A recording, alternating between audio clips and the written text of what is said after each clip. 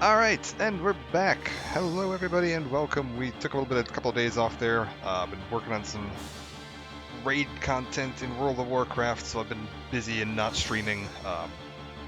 Mostly because I don't know everyone in that guild, so I don't want to stream our progression rating without running it by everybody, and I'm fairly new there.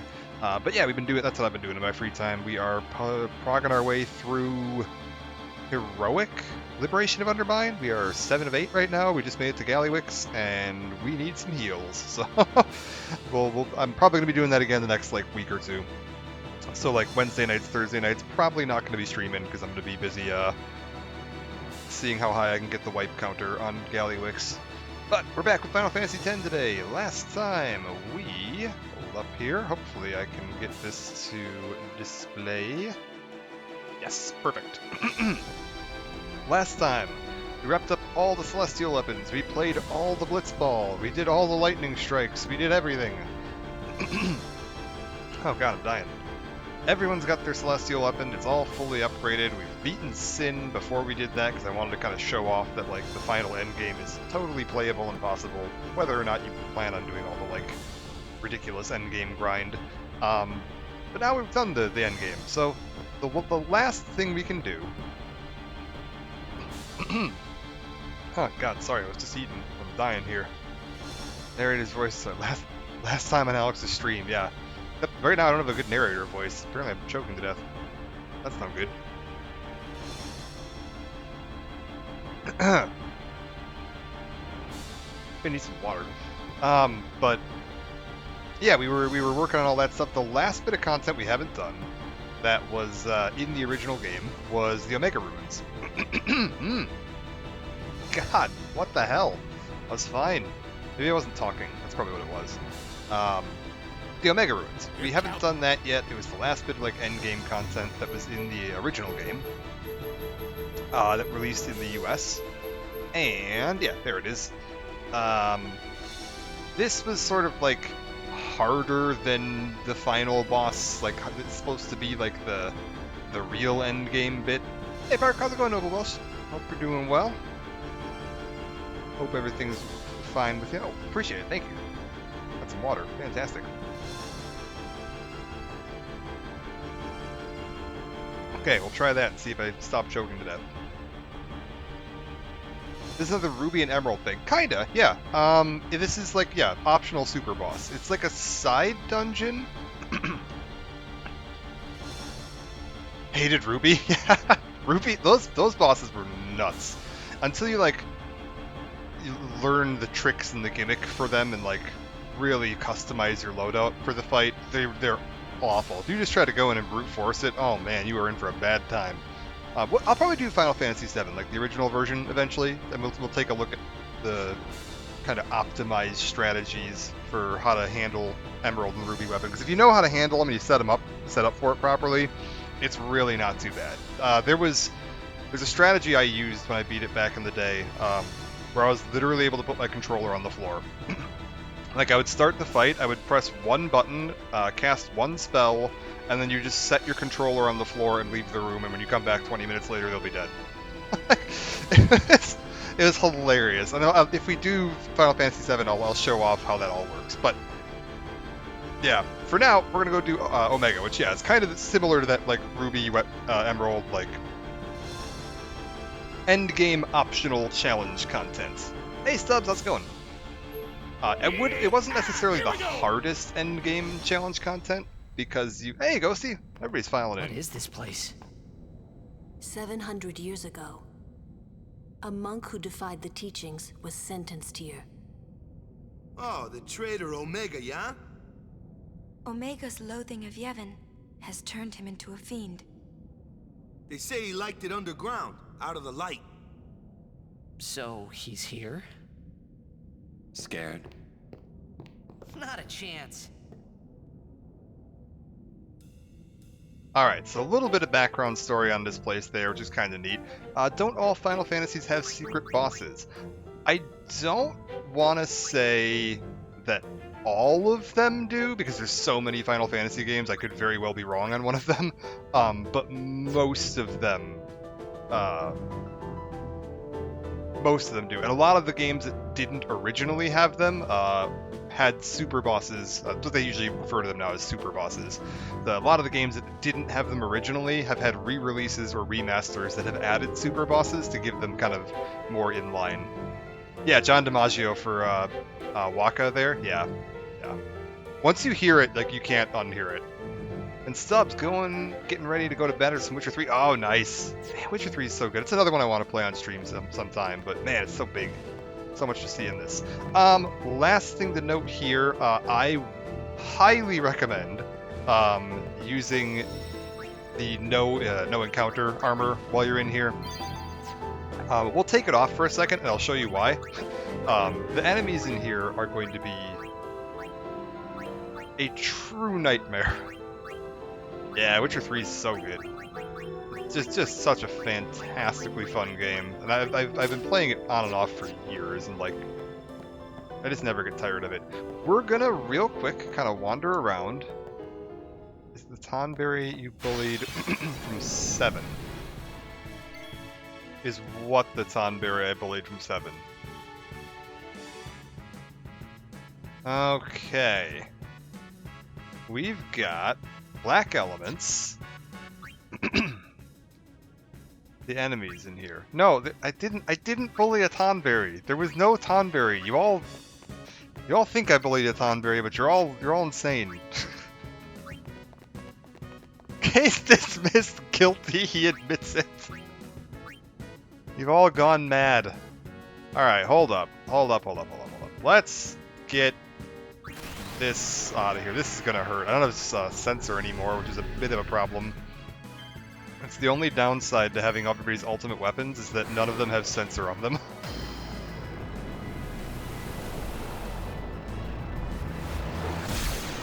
So now I have to know what's going on. Oh, that's bad. Okay.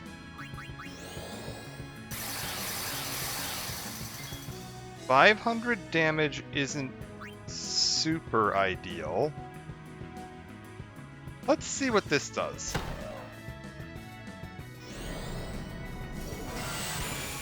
It nearly kills Titus.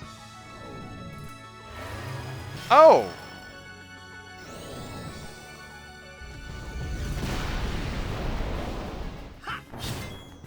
Okay, so we're just doing 6,000 damage just by attacking these things. And that's with Titus being, like, nearly dead. And his weapon scales damage based on his current, like, missing health. The higher his health ratio, health percentage is, the higher his damage. So that's actually pretty good. Oh my god. We're unstoppable. That said, definitely concerning. Okay, Titus didn't make it, but he did get the killing blow. He took a hit for the team.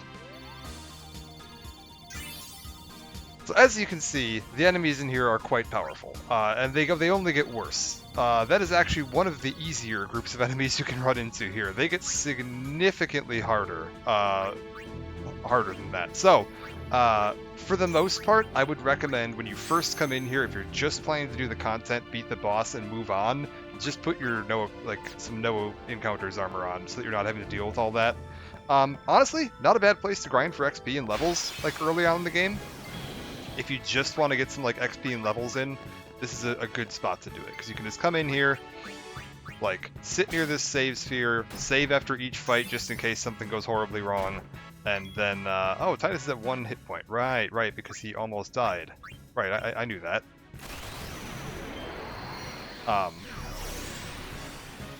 So this isn't going to do much damage. That's okay. Yeah, you can just kind of sit next to the save point and, like, grind some experience and some levels and stuff. Not a terrible idea in any way, shape, or form. Farm for items for Riku. That's true, I should be doing that. That's a really good call. Because, yeah, they do have quite good items in here. Some of the enemies aren't too bad. Some of the enemies are an absolute nightmare. There's a few encounters in here that, like, you're probably just dead. Like, if you get them and you don't have, like... There's an argument to be made for not using the ultimate weapons. Not a lot of damage, I deal 6.5k. That's true, but it would have been a lot more. There's a few enemies in here if you don't have a guaranteed first strike. If they get an ambush on you, you're just dead. Like, there's basically nothing you're going to do about that until you get like stat max, which we're not looking at yet. We're not even going to get into all the ins and outs of how to maximize its efficiency on stats right now. That's not important. But there are definitely a few encounters in here that like you're just dead. Like if they show up, you can. Oh, wait, we can show off the new stuff. So we got the elemental reels, we got the attack reels, multiple attack slots, we got the status ailment reels. Very useful situationally, not useful most of the time. We've got the Oryx custom reels. This was the final prize for one of the leagues, I believe. I don't know if it was a league or a tournament, but we want. Oh, that was about as bad as it could get. Oh my god, I'm doing terribly. Oh well. Armor shell dudes? Yeah, they do. A lot of the enemy designs in here are really just neat looking.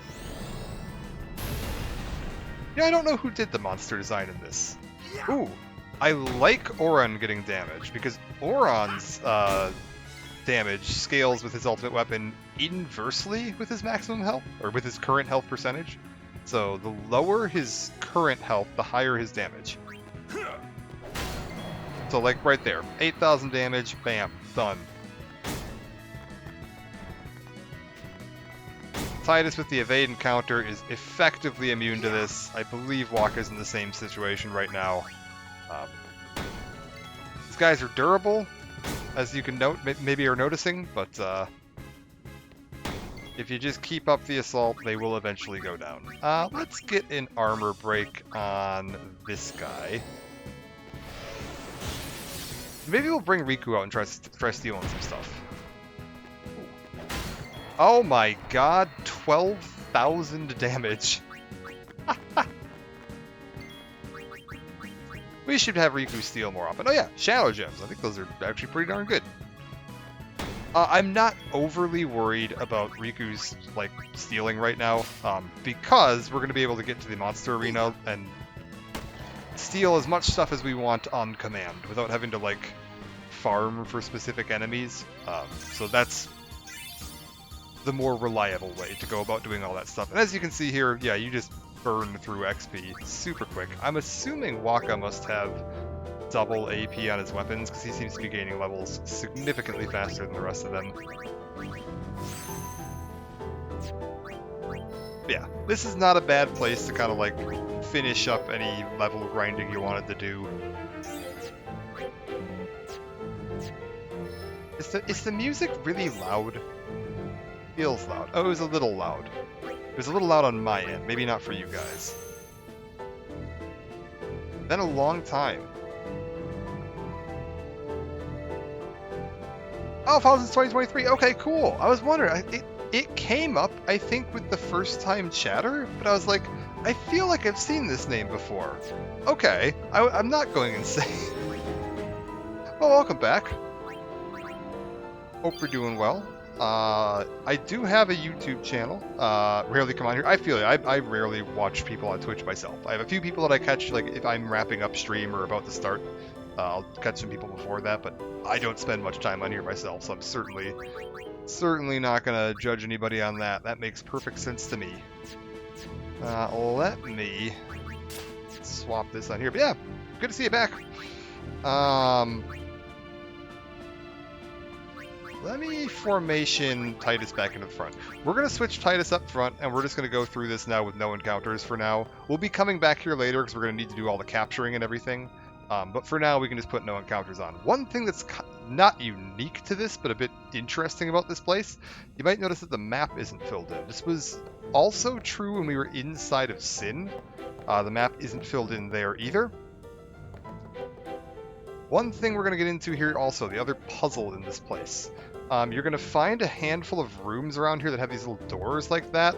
Inside of those rooms, you're going to find a couple of chests. And when you first come into here, it randomizes a pattern of,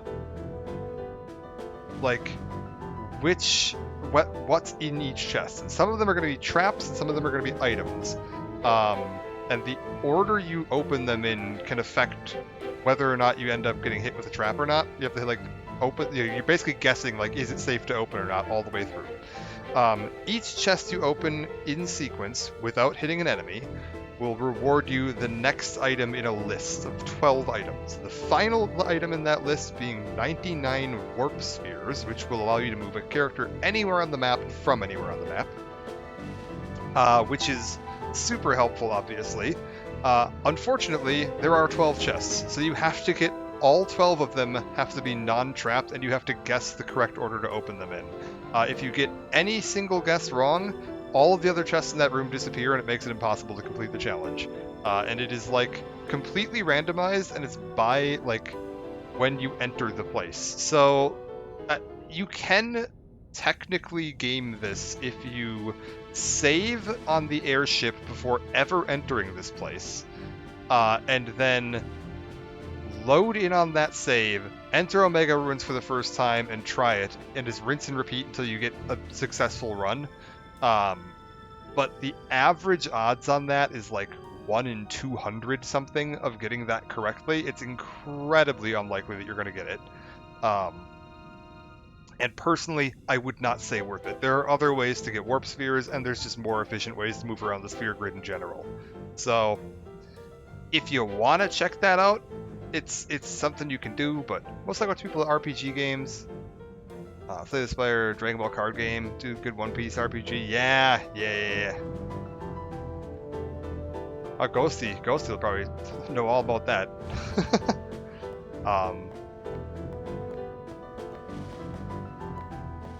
I've been wanting to take a look at, there's like a new Bleach game that just came out. I was thinking of taking a look at. It's pretty good. Okay, yeah, here's some of these chests. So this room, 3 chests in it, as you can see. We're just going to open them at random and hope that we don't get a monster. If we get a monster, we failed the challenge and we're not going to get our 99 warp spheres. I've never got them, but just so you understand how that mechanic works. Let's find out. Step 1 is a level 4 key sphere. That's pretty darn good. A defending bracer. And a turnover. Well, we just got really lucky there, and we got 3 rewards. Turnover, I believe, is going to be a weapon for Wakka. Sounds good. Magic counter and counter attack. Oh, wow. If you don't have Wakka's ultimate weapon, that is an extremely strong choice. Alright, not bad. Let's continue. Turnover, I assume they meant to... No. Like a blitzball turnover. It's all about the blitzball. Alright. Nope. Okay, we failed. There you go. As soon as that happens once, when we get out of this fight, you're going to notice that the other chests in this room that I hadn't opened will have disappeared. Oh, was that a mimic? I'm an idiot. I should have known that was a... What the... I kind of forgot what mimics look like in this game. Oh no. Oh no. I'm gonna assume Auron's not gonna hit the lizard. Yeah. Let's try those Aurochs reels again. All right, you asked for it. One. Oh, I was so close. 10,000 damage. Uh-oh. Oh my god, it's like a little guy. He's walking around. 15,000 damage from Auron. Why is this lizard so strong? Good lord. Okay. Alright. Auron. Can you... You know what? I want to see if we can get Tidus's final limit break. We still don't have his final limit break. And, oh, well, that's not going to help. Let's get Tidus back on his feet. In order to get Tidus's final limit break, you just need to use a lot of limit breaks. So, we'll get him back up. Alright, Titus, would you mind hitting that guy with... Let's use Slice and Check Dice. this out. Slightly reduced damage because his health is low, but that's okay. We could have been dealing probably 4,000 damage a hit here. This'll have to do. Oh my god, how dangerous are mimics in this game? What the hell?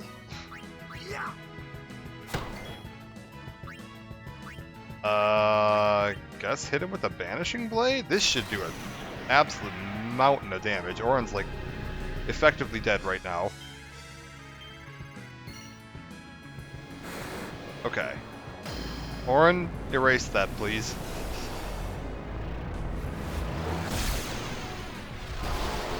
$18,000 damage. Okay, that's more like it.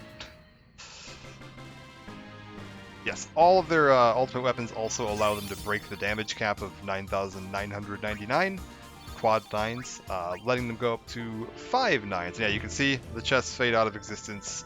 They gone. We no longer will be able to get that 4th chest that contains the 99 warp spheres. It's a shame, but that's okay. Like I said, I knew from the beginning we were probably not going to be getting that. Oh well. It's really not worth losing sleep over. It's just kind of a fun thing that if you happen to get it when you come through here, it's a story to tell your friends, but not the end of the world. Warp spheres don't mean everything. There is another secret in here, though, that we should be able to get, other than the warp sphere chest. So we'll try to find that, too. It's been a long time since I've been in here. I usually only run this like once per save file, maybe twice. Reloading a save won't matter, so because of how this works, I saved when we were in here. It sets the whether or not the monster exists in the chest when you first enter the dungeon. So I would have had to have saved before we entered the dungeon at all, so that it hadn't run those numbers yet. Yeah, it's kind of lame, but whatever. Like I said, just don't stress yourself about it. Just know that it's a thing. If you happen to get 99 warp spheres because you keep getting lucky and hitting correct chests, that's awesome. Like, you got a really cool, rare thing. If you don't get them, oh well. Not the end of the world. They're not unique or anything like that. They're certainly useful, especially if you're a new player. They are very useful. But they are absolutely not required, and there's so many other ways to move a character around the sphere grid. I think I even have some warp spheres. Or I had some. I definitely had some, and I think I used one of them. Does that mean different weapons drop? Potentially. I don't remember the exact list of the other stuff. 99 warp sphere balloons. I don't actually remember what the list of other items that you can get from this minigame is. It's, the big one is the warp spheres. That weapon we got for Waka, really cool, but the big one is the warp spheres. Level 3 key sphere. I'm actually pretty happy with that level 4 key sphere we got as well. Oh, look, what do you know? We got two monsters. Even worse. Okay. I'm going to assume that is guaranteed to be a mimic because of the fact that this was obtained from a trapped chest. So we're just gonna not attack it or do anything with it and see if I just kill this lizard and move on with my life.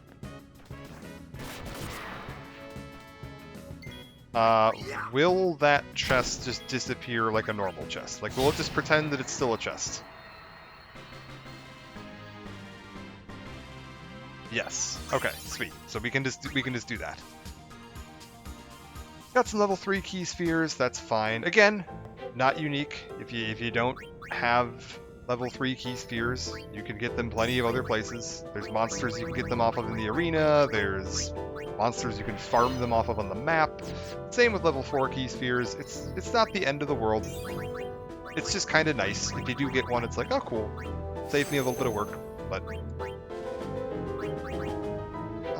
Yuna, keep going. Yuna's got, I think, triple AP, so she should level up super quick if we get her some experience. Maybe it's worth doing. We'll just get her up to the end of her sphere grid. I'm also playing on the standard sphere grid again. I know we went over that in the first episode, but I just personally prefer it. I think the expert sphere grid, you end up wanting to take people down their normal path anyway, because you just want those abilities. Okay, this shouldn't do anything, right? Yeah, I think there's a thing we can find later that's going to activate that glyph.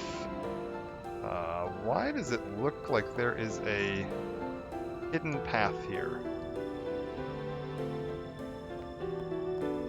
Ah! Okay, wait. I think we need to find a thing later, hit that, and that opens up that path. That might be what this is. Look, there is one other, little hidden chest we can find here. And this is the final set of chests, by the way. There's only 4 rooms that have those little secret chests for the puzzle in them. So we're going to hit this now, and we're going to see if we... Wow, we got super unlucky this time. This was a particularly bad run, but that's okay. Let's get Yuna some XP. Yuna,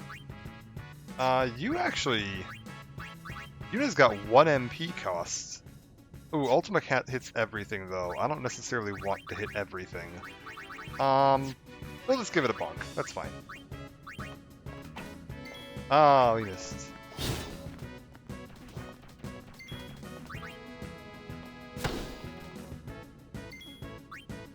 I was like, I'd rather just leave the Mimic asleep so that I don't have to deal with it. I think that had a lot of HP. Like, a lot. So, and especially with no sensor right now. Rather not deal with it. Alright. Beautiful. Good to go. Bit of a shame that we've missed out on so many of the chests, but what can you do? I mean, like, what you can do is you can save before coming in here and reload the save a million times, but that's not fun, so we're not going to do that.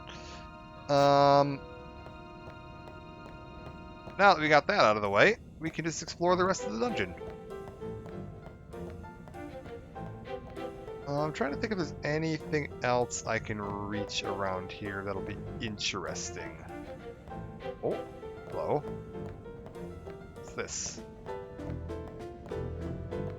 Ah, is this the thing that I need to find that activates that other glyph for me? That might be it. This is a fairly simple dungeon. It's like, if you don't have no encounters, the tricky part is all of the enemies here will, like, tear your face off. A glyph appears. Glyph glows in the wall.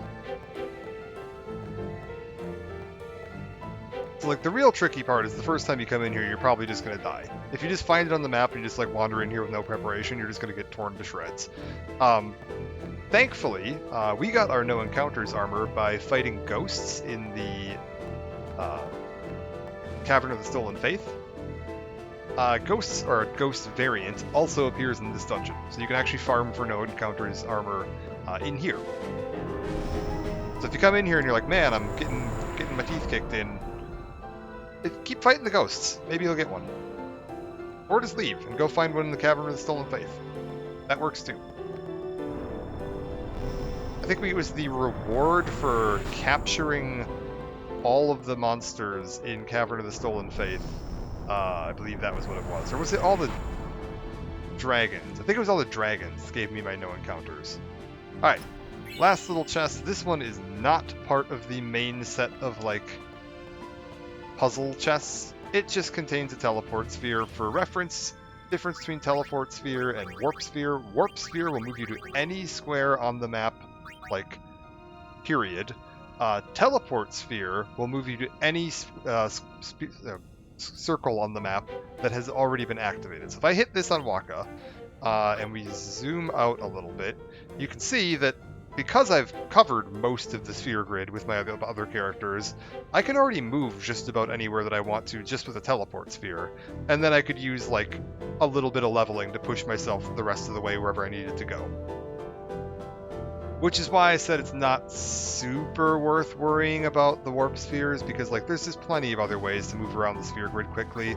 You also have access to return spheres, which would allow me to go anywhere that your character has already gone, so I could, like, jump Wakka back to the start here and then start going down this path if I wanted to. We have access to friend spheres, which let me move to the specific square that another party member is currently on, so I could move Wakka to any of the other party members' positions. there's plenty of options for moving around the sphere grid quickly, if you need to. Which is why I said, yeah, it's just not worth losing sleep over the 99 warp sphere thing. It's fun if you get 99 warp spheres early on. You can just like, oh, I just want to go get Ultima, just teleport a character to Ultima, and you can bypass the level 4 locks. If you want to get double cast, you can teleport somebody to double cast. Like, makes moving around a lot nicer, but it's not necessary by any means. What does this do?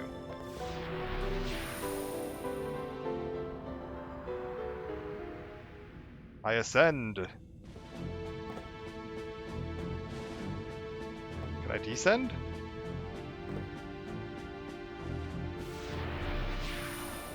Okay.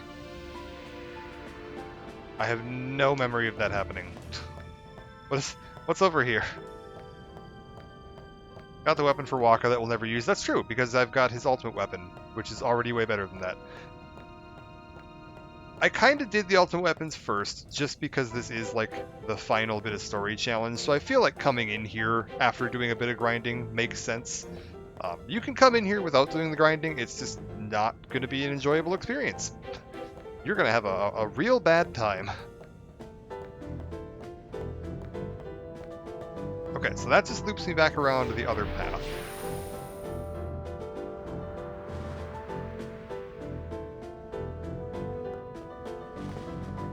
It also feels like this might have been like a bit of a tacked on thing at the end of the game. I don't know that for sure, but the fact that it doesn't have unique theme music, and it just kind of feels like a bit sparse on content. You're kidding me.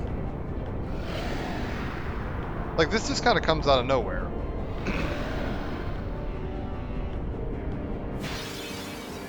And it doesn't really get brought up anywhere else or tied into the main story. It does, to me, just kind of feel like they maybe were like, we have an idea for a dungeon and some fun bosses, throw it in there. Yeah, meets, I believe this is Ultima weapon? Yeah, Ultima weapon, not Omega weapon. We'll just start with Ultima. This guy can hold a mean squad. Here, he's got 4 legs. Is that a Yu-Gi-Oh monster? It does kind of look like one, doesn't it? Alright, let's start everybody up with some haste. I am determined to get Aurochs reels to work. I want to see... Nope, that's not it. Oh my god, I'm atrocious at this. Okay, we gotta work on my timings.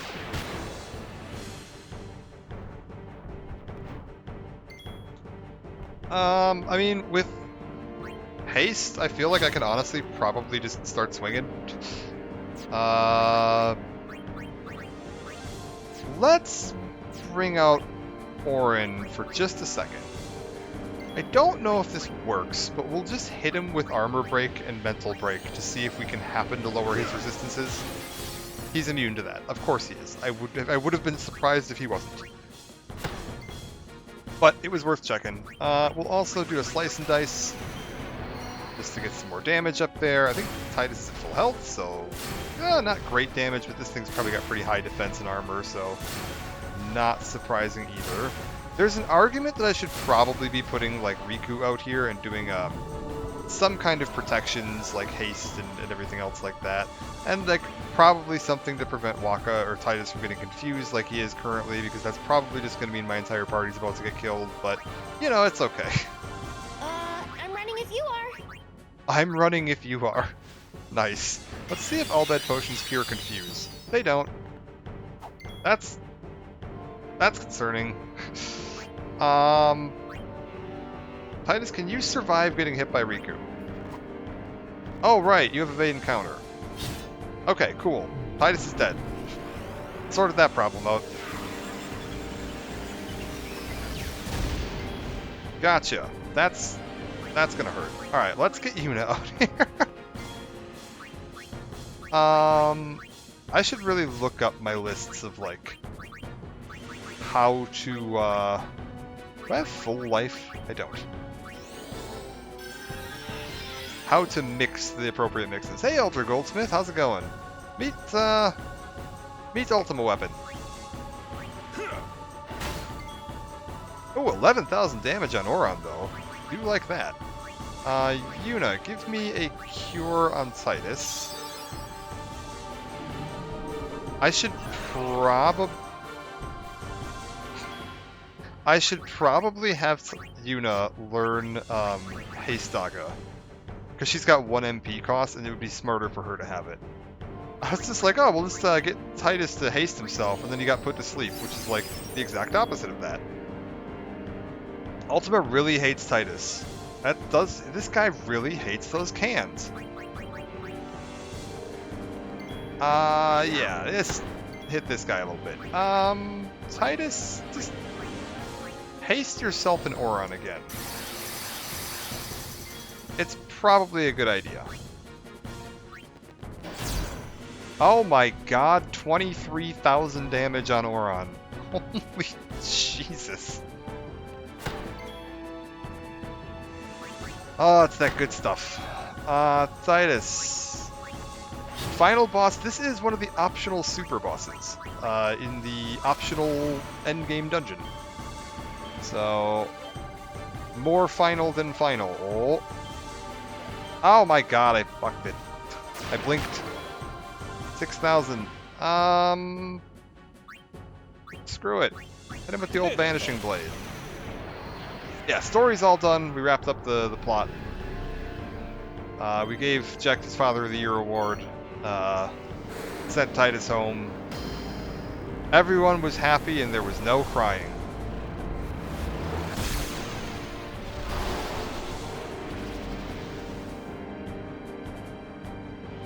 Oh. Oh, I think he's dead.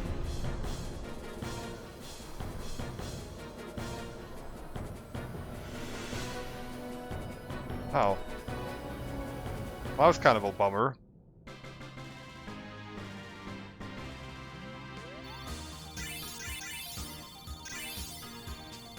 I kind of thought we were going to maybe get like some more excitement out of that, but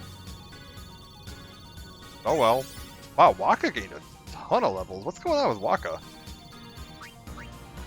That was not Omega. No, it wasn't. It was Ultima. Just a shadow born from Omega's wrath. What, so the main man's still around? Come on out, Omega! Like, why are we When taunting we this meet, guy? I will send it. Like, this is such a weird little subplot. Like, oh, this is a 700-year-old priest who defied Yevon's teachings, despite the fact that we've also defied Yevon's teachings and believe that the entire, like, temple is corrupt. And then we're just coming in here like, yeah, come here, you jerk. I don't understand the thought process behind this place. By the time you can get here, you've already turned your back on Yevon, like, thoroughly. It's such a strange choice. Oh, that's Mental Break? Ooh, I do want that. I should have stopped there. We'll grab that. Mental Break, quite good. Armor Break, also quite good. Rattan, what's this? Magic Break. Extract Power, Power Break. Okay, so maybe I bring Wakka backwards down Auron's path to grab all the breaks. Boss is no joke. I mean, compared to some of the stuff we've been fighting and some of the stuff we're going to fight, kind of a joke. not gonna lie, not super powerful. It has a lot of health, but that's about it. Like, haste, put some protects up, you'll be fine. Even if I didn't have my ultimate weapons, it would have taken me like 6 extra turns. Not the end of the world. Like, as long as you got your haste and your protects and life and everything all good to go, you'll be just fine. Some confused protect armor likely would have helped me out a bit there. Stronger than the snake, that's true. It is stronger than the snake. You are not wrong. But still, like I said, not bad. We've fought worse in this game, and we're going to fight worse, significantly worse. We still have to fight all the Dark Aeons, which are some of the hardest bosses they've ever added into Final Fantasy game. Initially, once you plan for them properly and gear up and get your strategy going, they're completely, consistently, reliably beatable. but if you're just going in blind, oh god, I'm so sorry. You are not going to have a good time if you go into the Dark Aeons blind. I'm very much not. I know what we're doing with them. We have a plan for them. We've got because of the way this game's battle system works, which I actually love, where it's entirely turn-based, where you just alternate taking turns with each other, and there's no like reaction time. Most enemies in this game have a very consistent pattern to their attacks and very consistent like strategies that can be implemented against them. So once you work out a like successful strategy, for the most part, you can just reliably kill them. Sometimes that strategy can involve like specific breakpoint numbers on your stats so that you hit like a specific turn order. Like, oh, I want to make sure my characters are faster or slower or twice as fast as, or something along those lines of, you know, how you want to have all your stats balance out. But it's pretty consistent. And when we get to the end game bosses here, the Dark Aeons and Penance, we'll be looking into and discussing all the strategies and why we're going to be using them and what the specifics of how they work are going to be. Because they're all... If I tried to fight any of them right now, I do not think it would be possible. Well, okay, it's possible for me to beat them if I use very specific mix combinations with Riku. Mix can very, very heavily break the game if you farm for the correct items and know what combinations you're using with those. And then if you, customize the correct armor and weapons and stuff like that. If I spent a ton of time customizing armor and weapons and farming up materials for Riku's mixes, I could beat them right now. That is by far not the most efficient way to beat them. The Midgar's armor? Yeah, that thing's awesome. That thing's awesome, though. I love that thing. So cool.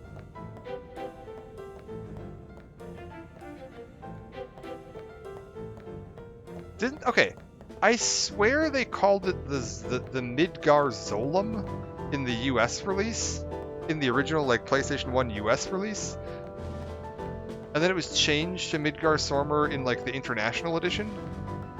Am I insane? Am I losing my mind? I think I've got one of my Final Fantasy VII discs from my PlayStation 1 kicking around here. Midgar Zolom. Okay.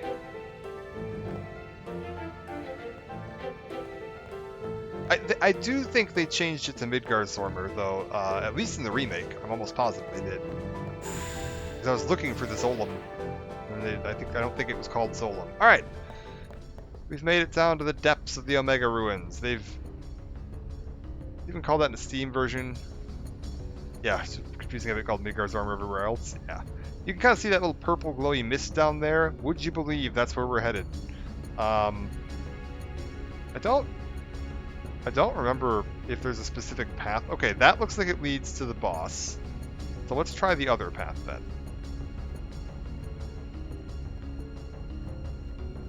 Is this unique music? Oh.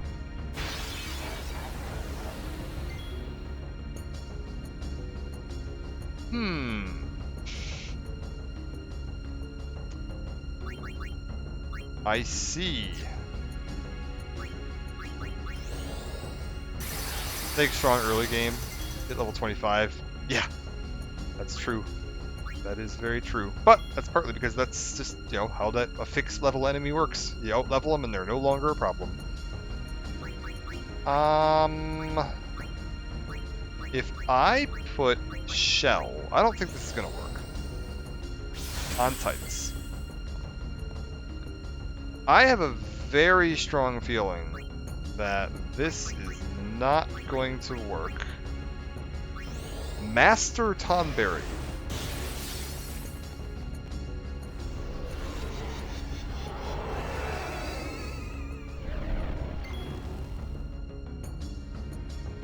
I mean, it didn't kill him.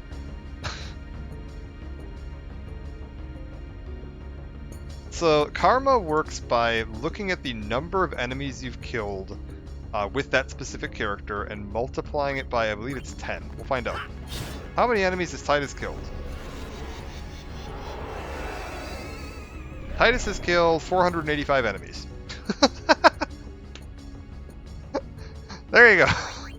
Yeah, this multiplies it by 10 and deals that much damage to you. And as we can see, it just bypasses all your, like, damage reduction and everything else. So, like, every time we hit this thing, he's going to counter with that. And deal, like, a fixed amount of damage to us, which is obviously, you know, painful. Because when you get here late game, you've, you know, already killed a bunch of things. You might also notice he's slowly walking towards me.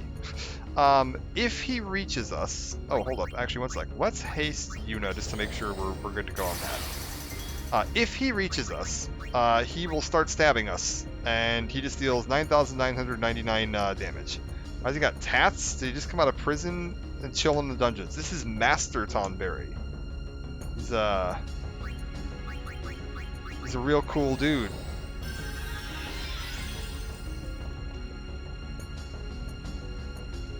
I probably don't want to swap Yuna for anybody else. Fighting a boss, what did I miss? We are having a standoff with the Tonberry. Do you think Ultima triggers Karma?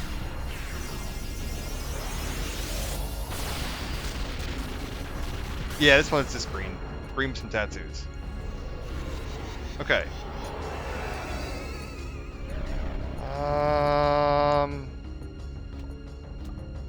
Oh. Wait, did Karma just do 0 damage to Yuna? Has Yuna just not killed anything this entire game? Oh, that's funny. Like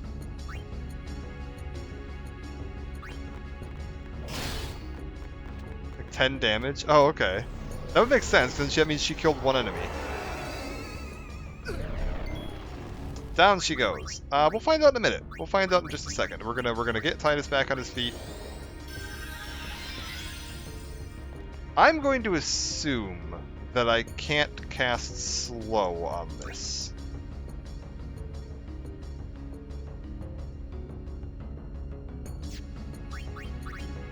We're just gonna try a mental break. It's immune. 10,000 damage.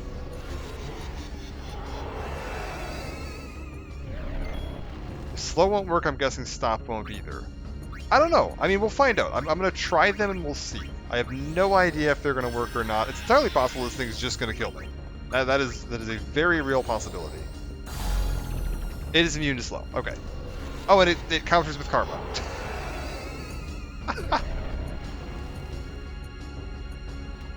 Wonderful. That's fantastic. We've learned some things. He just wants to talk to you with his knife and his menacing lantern. Yeah. Alright, let's find out exactly how many enemies Yuna has killed in this game. One Ultima coming up.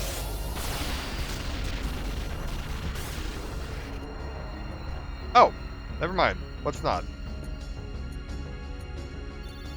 Trying to read you about your car's extended warranty.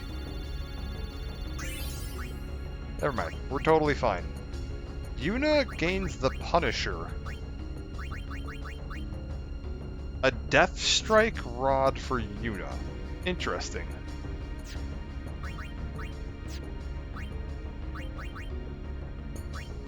No. Yeah, you can add one to the Tonberry bullying counter. We'll get that up there.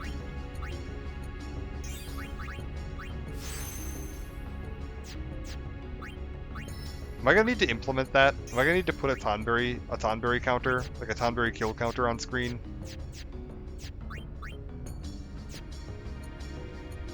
Tidus, Yuna, Auron. Let's switch for Wakka.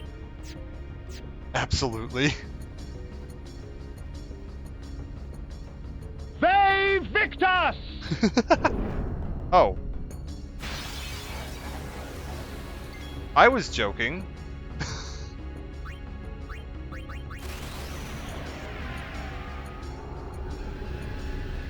Wait a minute, did Yuna get the kill on that one?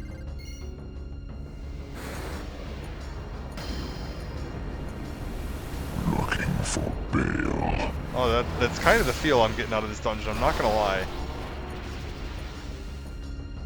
Of everyone in my party to get the kill. That's actually, I guess, potentially better for this, because it means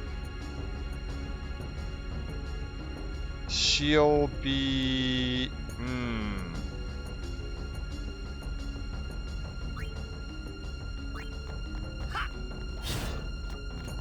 She'll be better set up.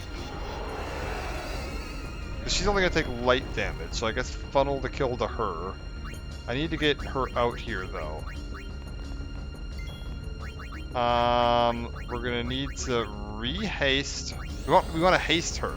Haste on Tidus and Auron shouldn't matter too much here after that initial round. Because they're just going to die so often. But I would like them... I would like Yuna hasted, because then she'll be able to revive people faster, which will keep them in the fight longer. But I think, honestly, just Yuna burning Ultima is probably a good idea. You know, I wonder... How many... Okay, yeah, 20. So she's killed 2 enemies, and one of them then was the other Tonberry.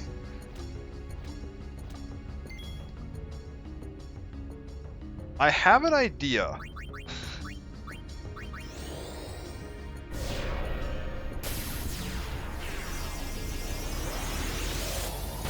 I think I have a plan for how to efficiently deal with Tonberries.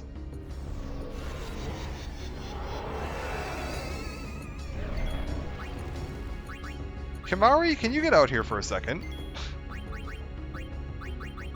You know Ultima.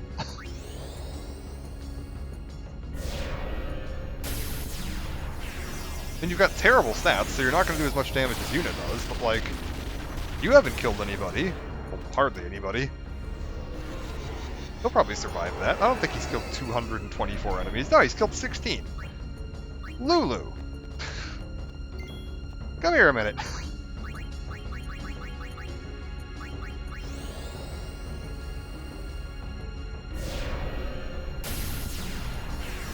Oh, I don't even have to rotate my stick for this one? Oh, did I just cast Ultima regularly? Did I forget to do Ultima Fury and just cast Ultima like a normal person? Oh, that's lame. Lulu probably hasn't killed that many people. Lulu's killed 139 people. Okay, Lulu's a little less reliable. I'm going to have Tidus haste everyone. Is it a little Onion Knight? Yeah, it is! That's her ultimate weapon, is the Onion Knight doll. And then swap back to... Oh, this is perfect. No, this is the perfect team. We just bring out Kimahri because he's useless and doesn't do anything, and that means that the karma from this guy doesn't hurt him. It's totally fine. I'm a genius. Let's watch Kimahri gain like 16 levels. You got 4. Okay. What do we got going on here? Yuna, keep moving. You are 2 levels off from learning. I believe that's Holy. Yeah, that's gonna be real helpful. There are a handful of enemies in this game that are weak to magic, but have full immunity to like all of the elements, so it can make it very difficult to deal damage to them. And like Ultima, Flare, and Holy are kind of your only options. Also, yeah, we want to get Lulu moving this way. Maximize efficiency to bully Tonberries. That... God.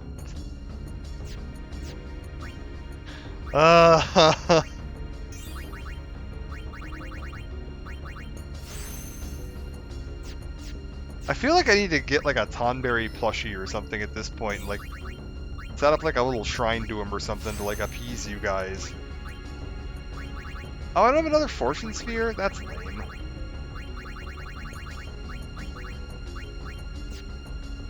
Oh, find me a Tonberry plush. I'll look into it. Oh, I need to make sure Tidus is back in the front row too. If you donate the Tonberry plush to you,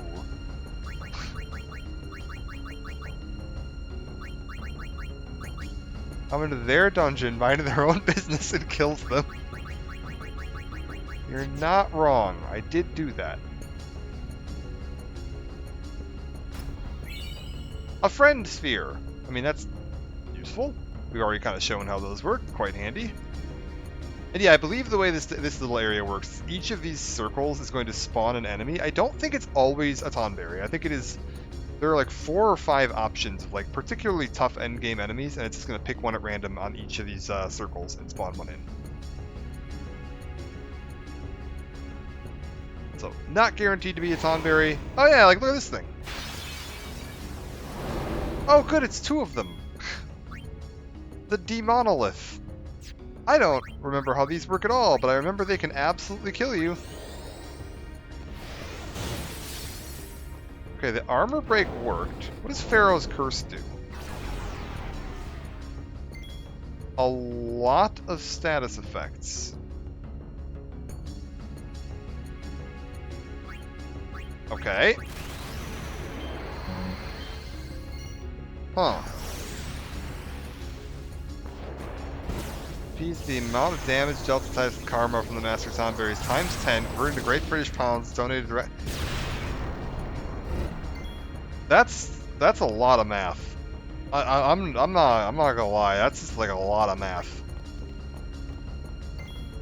Let's try.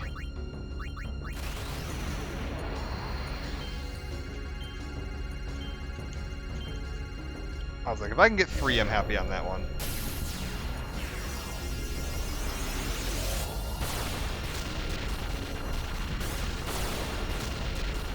That wasn't very good.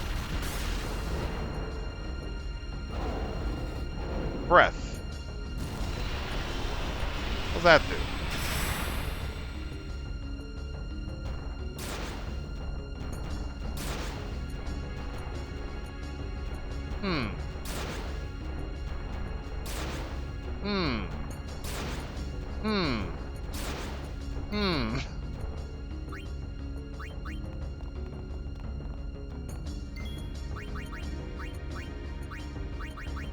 Okay. I see the problem.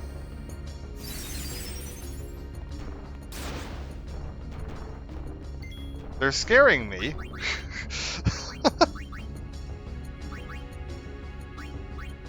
Let's haste. How about just a regular Ultima? Oh wait, if they counter with breath, Yuna's definitely not stone-proof right now, and it's just going to instantly kill my entire party.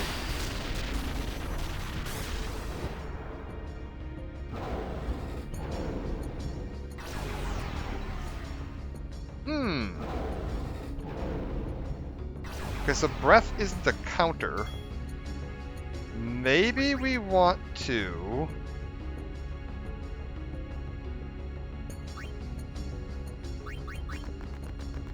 steal from them. Who makes these things? Good question, Riku. And then... Oh, right, she's... She's silenced. Echo screen? Oh, and she's poisoned.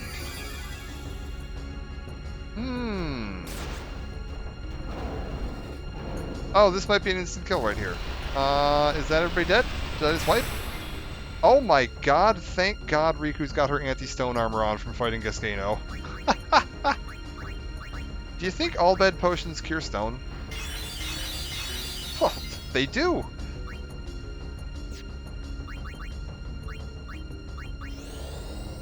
I've been extremely lucky.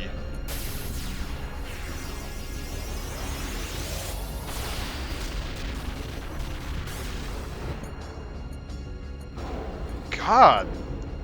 How fucking thick are these guys?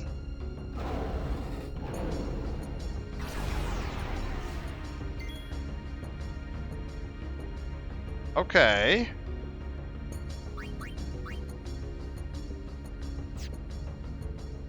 Let's just use...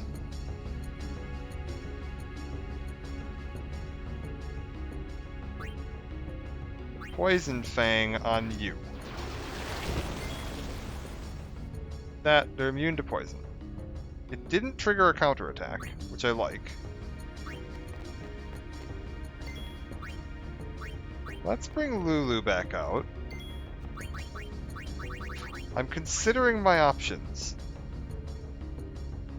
Why does it cost 2 MP to cast this? I think Lulu is currently zombified. So is Yuna, so I can't heal them.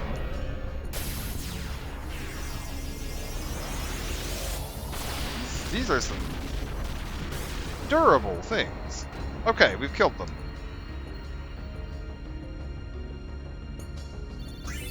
Interesting. Of note, those just exist as monsters you can fight in this ruin, just in a normal encounter. Like, that is just a normal enemy encounter you can run into out here. This is like I said when I was like, oh yeah, you're probably going to want to make sure you've got your, like, no encounters armor on. That's why. Oh yeah, we got our level 4 key sphere. Beautiful. So we were able to get into here. Oh, it's looking great. Let's move to here. We're gonna need to get some more level 4 key spheres at some point. Mention a Tonberry, they also make a Jumbo Tonberry. Is Jumbo Tonberry like a specific type of Tonberry from the Final Fantasy series, or is it just a very large stuffed Tonberry? It's quite large. Is this like Snorlax beanbag large, or like that really awesome Gengar sleeping bag?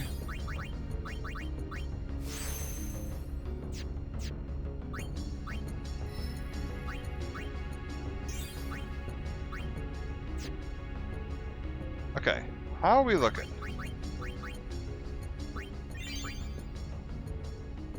Oh yeah, want to hear a random fact about those enemies you fought? The Demonoliths? Yeah, go nuts.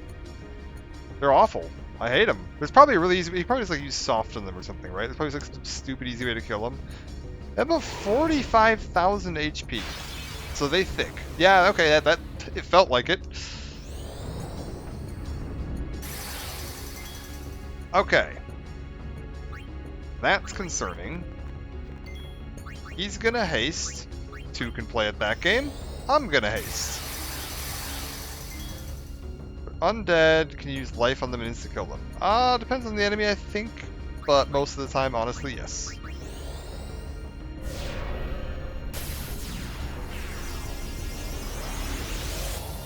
Alright, he's Ghosty ain't far off. Holy weak. Gotcha, okay. I was like, yeah, it depends on the enemy. Because, like, Evray, you can do, it's like a ton of damage if you hit him with, healing spells. A 1.5 feet tall. Not as majestic as the Snorlax, but yeah, that's pretty good. What are you doing? Oh, he has removed my haste. What a bastard. Auron, let's get you some XP. Would you mind maybe... Let's go with a mental break. Oh, that works. Oh, hell yes. Because that is extra damage from Ultima. Really removing haste if they're casting haste on himself. What a pick. Yeah, for real. I wonder if... I mean, I could probably just dispel his haste. Which is... I mean, I probably should have been doing that. Oh. Okay. We're just straight up casting death.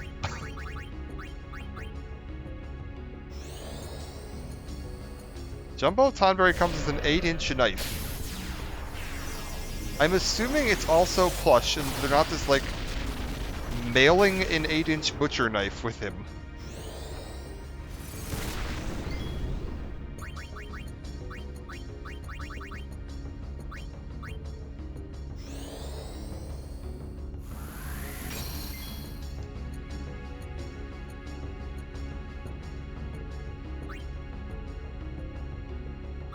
He tastes better and I'm not snorting. I'm just saying, like, I don't know. You place too much trust in your magics. Maybe they're insane. Like, here, have your stuffed Tonberry. Don't cuddle it too hard. It's real sharp.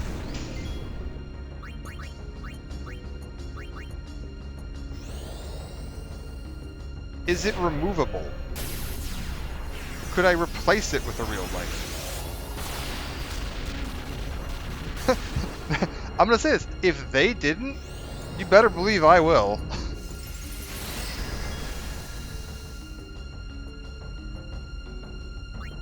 Farewell.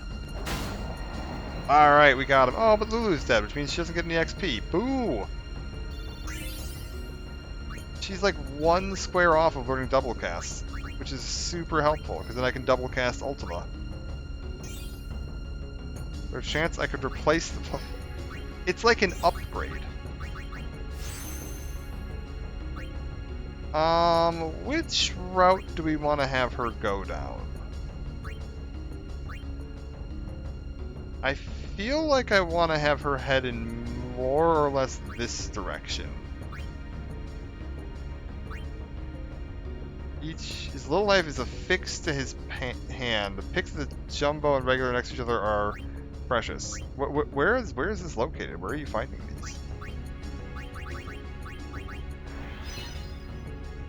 Who sells this? Squeenix. Oh, this is Squeenix is officially mailing people knives. Okay. I mean, like, Viva la Revolucion and whatever, but like...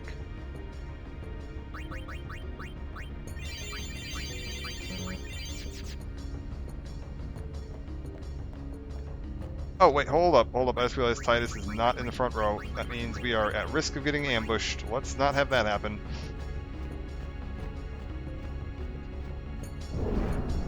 Ah! Ah, good! Okay, that is absolutely a mimic, isn't it? Alright. Alright.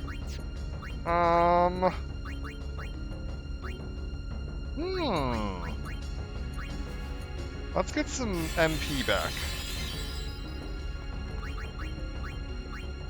Do we have Holy? Yes, I'm gonna guess Holy works well on these assholes. These things are undead. Oh yeah, it does 18,000 damage. That's the kind of numbers you want to see.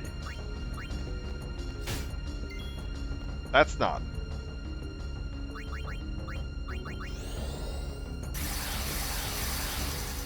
Okay. I'm gonna put money that is 100% a mimic.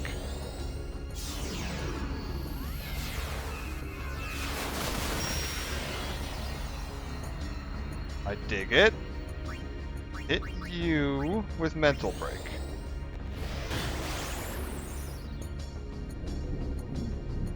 Doom. How bad is Doom? I don't remember what flavor of Doom we get in Final Fantasy X. We've got the 5 turns and you die flavor of Doom. Got it. How about one of these?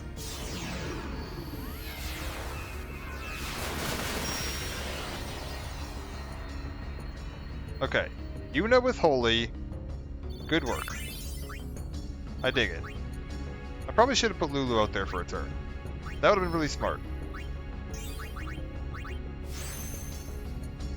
I was like, I really would like to get Lulu, like, in range of being able to get double cast. Because then we can also give double cast to Yuna, and that'll be real good. Oh, actually, do I have a white magic?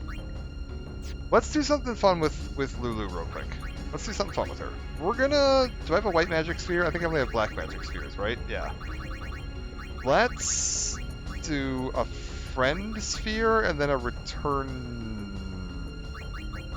Here's what we're gonna do. I'm going to activate... I'm gonna turn... I'm gonna... Can I do something really dumb? Can I take Lulu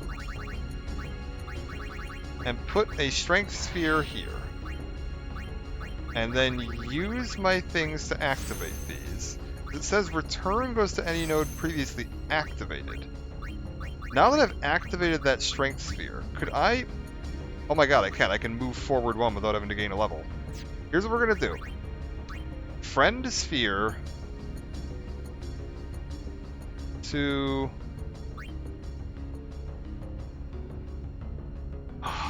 She's one off. Okay. I've got a bunch of return spheres. We can waste a return sphere. We're gonna move her up one using this, right? I'm going to gain double cast. Then I'm going to move her with a friend sphere over to where Yuna is. Then I'm going to put another strength sphere here. Then I'm going to activate that. Oh wait, we're gonna activate all this.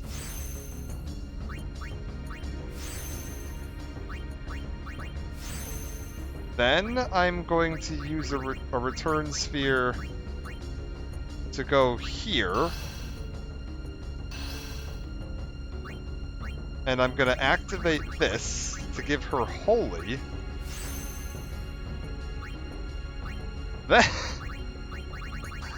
Then I'm going to use a return sphere to take her back along her own path up to here and activate that. So now she's got double cast and Holy. Where's Flare? Flare's up at the end for her, right? Okay, yeah. Then we're gonna take Yuna and we're going to... Oh wait, I'm an idiot. I shouldn't have done that. How many return spheres do I have? I've still got plenty, right? I can waste a bunch of these. Screw it, we're just gonna waste a bunch of these. I'm gonna put Lulu there. Then I'm gonna have Yuna. Oh wait, I didn't even need to do that. Oh well, I just wasted a return sphere. I could have just used a teleport sphere. I have more teleport spheres, so we're gonna do that. Yeah, it's fine. We'll just move her up here. That technically gained her a level. That was a waste. I shouldn't have done that. That was very poor use of spheres on my part. That's okay. Yuna, I just want you to use a teleport sphere. Wait, why do you have a power sphere? Oh, because I created that, right. I'm going to use a teleport sphere to bring her over to double cast. Double cast, right? Yeah, okay. And then we're gonna activate all of this.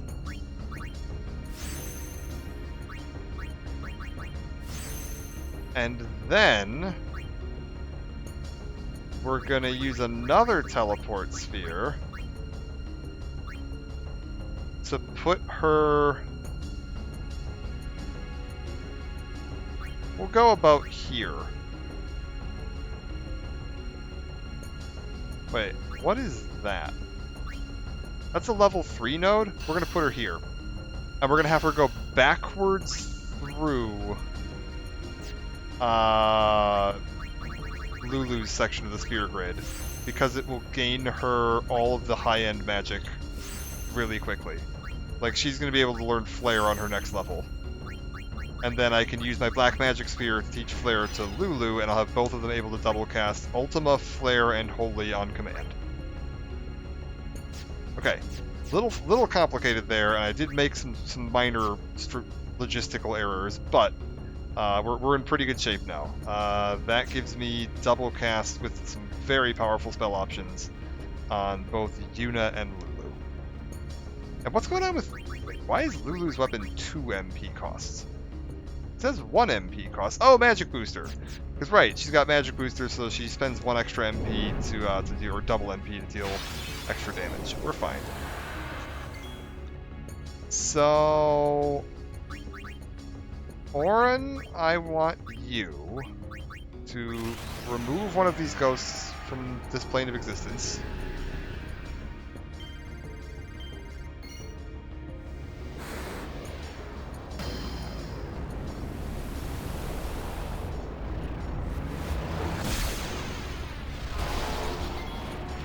Not quite. Lulu, could you get out here for a second? How about you? Do I have to use... Okay, does double cast? Yeah, double cast lives on a separate menu. That's fine. Oh, she doesn't... Wait, I thought she did have Holy. Oh, does double cast not work on Holy? Is double cast only black magic? Well, that's dumb then. Fine, get out of here.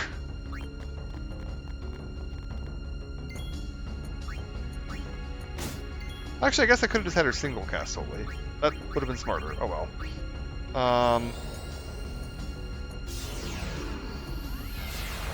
It'll be fine.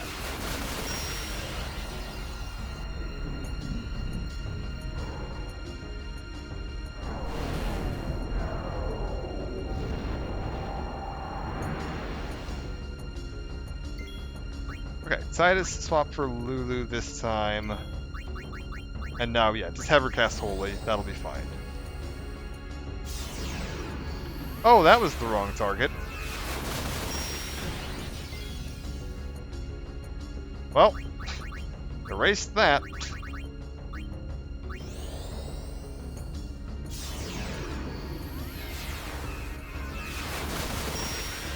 We're fine. 25,000 damage. We're good. Play too much Warcraft 3? No such thing. I've been playing a bunch of World of Warcraft lately, like a ton. We're 7 for 8 on Heroic Liberation of Undermine right now.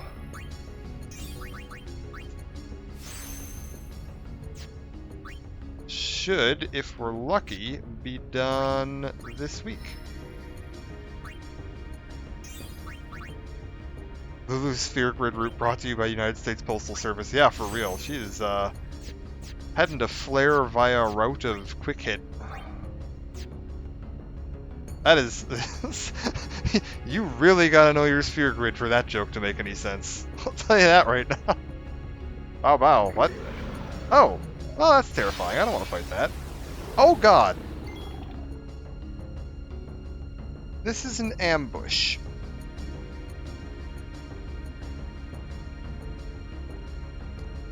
What are my options for not getting absolutely destroyed here?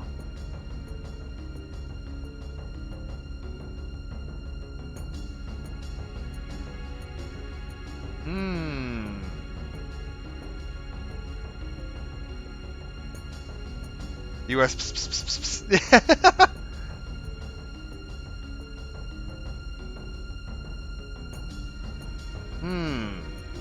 What are my options for not dying? How to not die?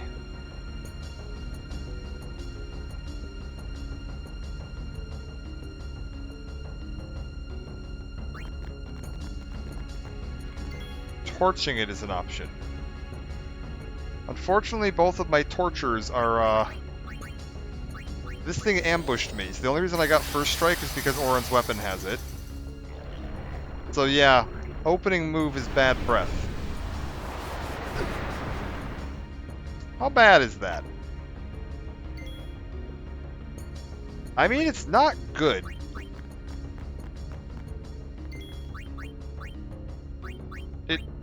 It's not the best thing I've ever seen.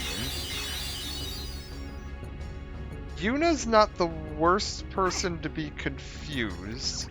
Oh, she's frenzied. That's unfortunate.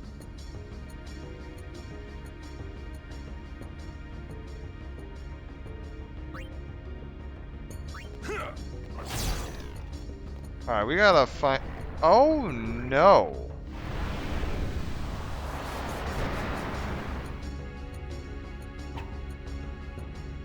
Auron is also frenzied. And blind. And poison.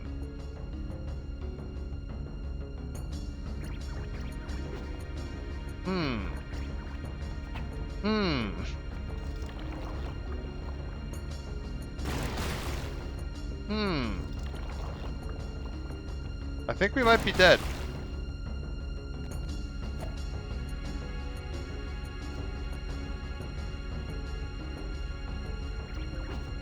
Yeah, I think we're dead.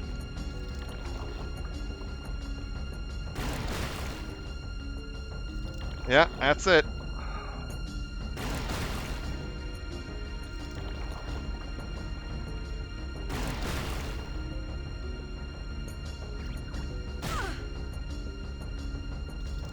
Oh, god damn it. I was like, I almost had it. Holy Jesus, we're not dead yet. Fucking hell. Oh my god. Holy crap. Yuna, get this thing the fuck out of here. Oh, sweet Jesus. Lulu with the absolutely clutch dodge. Combine your powers, just delete this.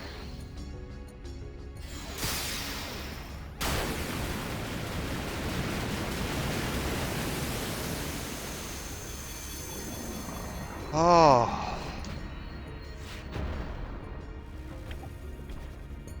Yeah, status effects are bad.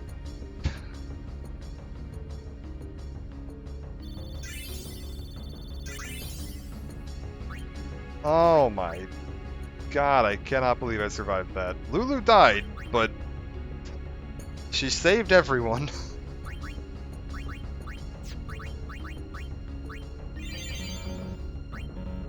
That is unbelievable. Formation, get Titus back in that front row, please. Marlboros gonna be absolutely awful depending on the game. Yeah, this one these are the great Marlboros, and like, oh my god, if you get hit by an ambush on a great Marlboro, you are pretty darn well cooked. If you don't have your ribbon armor set up or something like that, because like Berserk and Confuse especially are real bad because of how this like turn-based combat system works in this. If you lose control of your characters, that's really bad, because then you can't switch them out for somebody else. And so you are in a lot of trouble.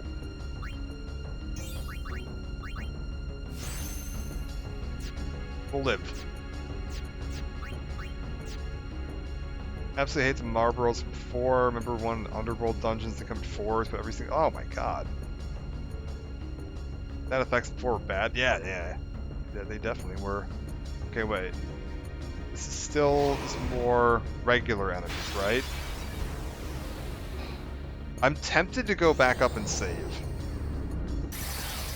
There's part of me that's telling me that going back up and saving is like the correct option here.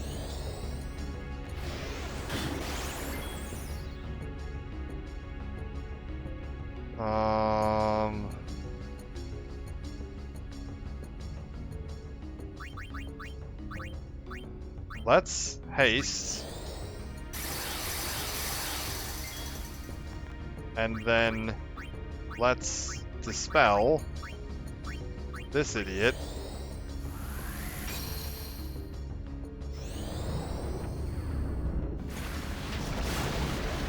Okay, he's doing a lot of damage. He just learned ally. I would rather have Yuna just cure Titus, because then he'll do more damage with his attacks. And then Auron, I want you to magic break, because this thing mostly magic. Okay, so we're in pretty good spot now. Now I'm confident we can take this thing apart. pretty reliably. Let's go with double cast flare.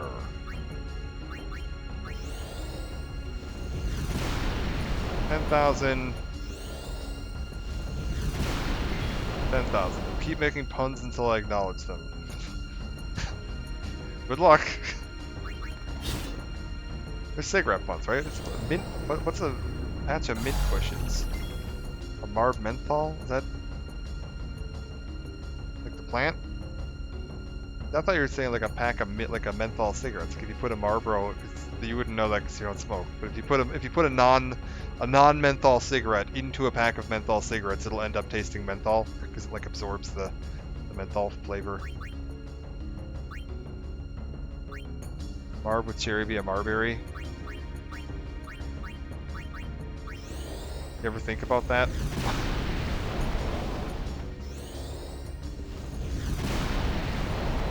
Menthology? Yeah, it's like alchemy. You just start mixing things together. No, because I used to occasionally swap up and smoke menthols every now and then, but like if I was bored, I'd buy like a single pack of what were the fancy ones? No, there were ones that Marlboro made that tasted like peppermint. They're like chill or something like that. I don't know what the hell they were called. They tasted like a peppermint patty. They're really good. Don't smoke. But man, they're good. They'll kill you.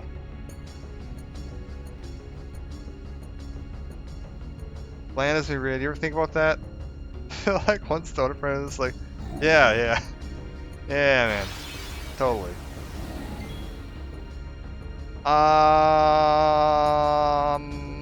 What is the secret to these? Armor break, probably? Armor break sounds like it's probably a smart plan. Power break is probably a smarter plan. Ooh. Maybe it wasn't.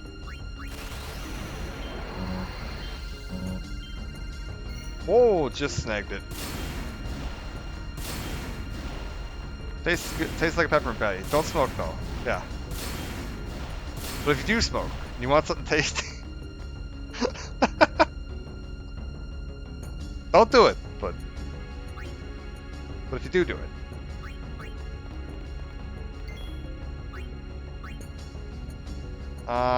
Let's go with not mental break. That doesn't help. Let's attack you. Only person I ever met who quit smoking out of sheer stubbornness. That's true. I did do that. Oh, okay.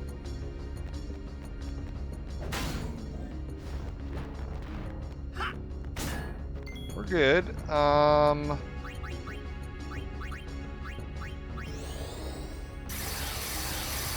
You're directly promoting but deterring. I'm not promoting. Cigarettes are bad for you. Some of them taste real good. Yeah. You, away!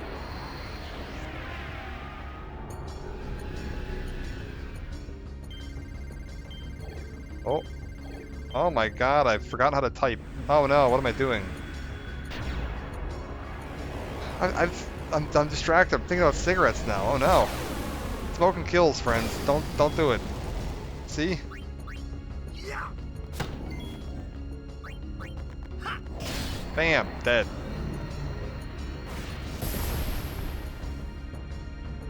See, these guys aren't so bad because they're all physical attacks, so like... I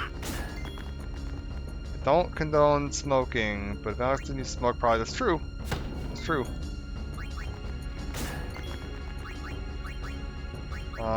Armor break. Okay, we're gonna get this. Aurochs reels. Focus. God damn it. I keep hitting it a little too early on that one. Oh, it's so lame. I want to know what that does when you hit all of them. I keep hitting it slightly early. Too bad. What is this? Is it Orin just learn Hastaga? No, he learns Slow. Is he gonna learn Hastaga? He's gonna learn Sloga. He's gonna learn... Okay, he is gonna learn Hastaga, but not like in a rush. He's not in a rush to learn Hastaga. Alright. Let's go this direction so I can get all these extra abilities. That's probably good.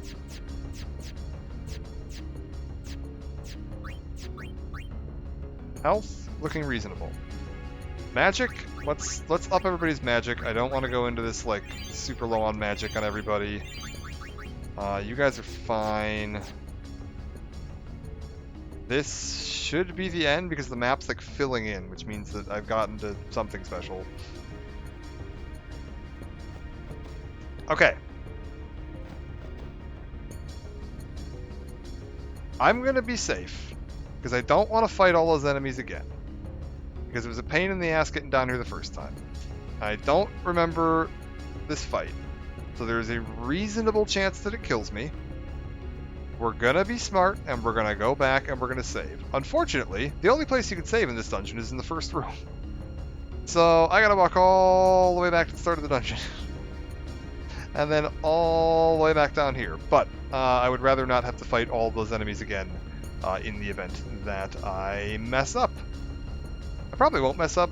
I feel like we're at the point now where like most of the normal enemies, I would still count this as a normal enemy in this game, just can't do anything to you. I don't feel like I would call Omega in this game a super boss. I would call him a very difficult optional boss. The Monster Arena special creations are going to be more of what I would call a super boss. And the Dark Aeons and Penance are absolutely a super boss. Omega is just like a really tough bit of optional side content.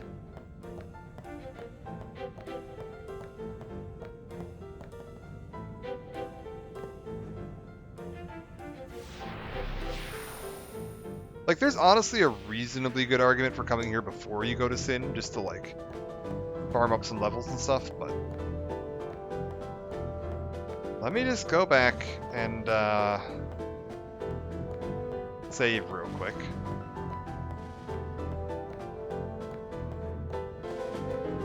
So I really do not want to have to deal with all that again.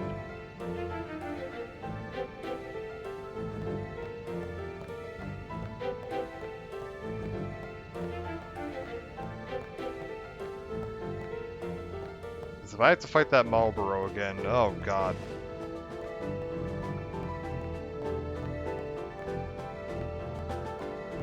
Okay, here we go. Drop my save. Hopefully you're still alive by the time I get back. Well, we're just going to save here and run back. When I strip the save sphere, hoping to run any tomberries. Well, I have no encounters on, so... Shouldn't have to. You can. They exist out here.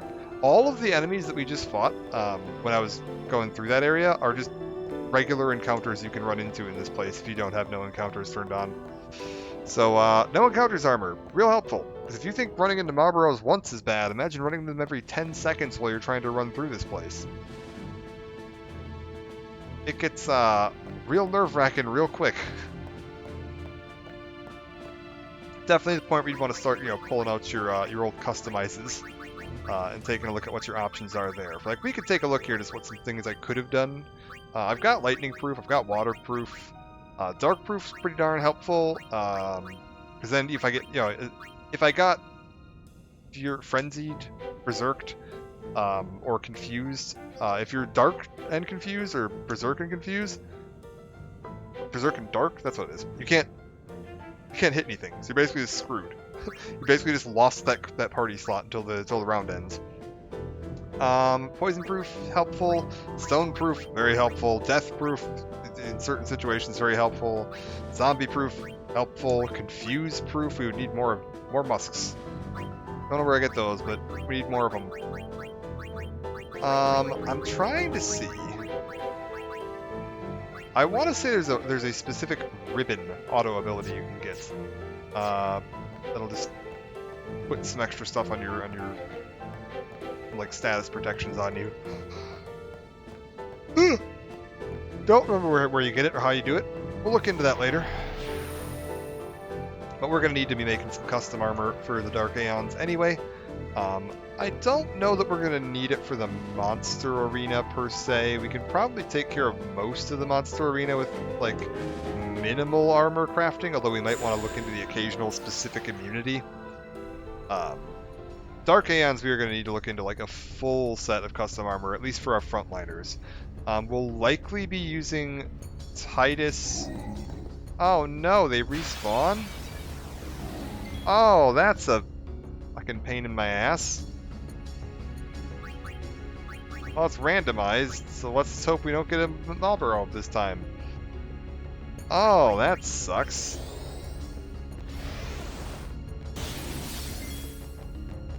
Ooh, I was trying to avoid having to do this. That was the whole point of that.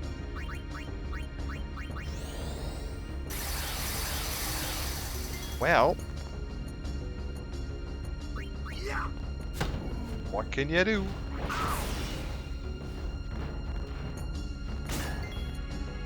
Orin, power break that guy, please. I guess Ghosty doesn't have to worry about getting back in time. Check this out. What's this do? Fuck.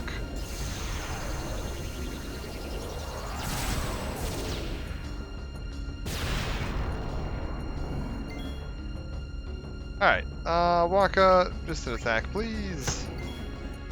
Beautiful. Titus, attack, please. Orin, let's have you start. Oh, I should have power broken first. Would have been smarter because I'm not attacking him right now. Just lowering his. Oh, well, I guess I am going to be attacking him. All right, Aurochs Reels, let's hit it. Let's not screw it up this time. Oh, we did it. We screwed it up. All right, nice. Just hit whatever. I wonder what the skull one does.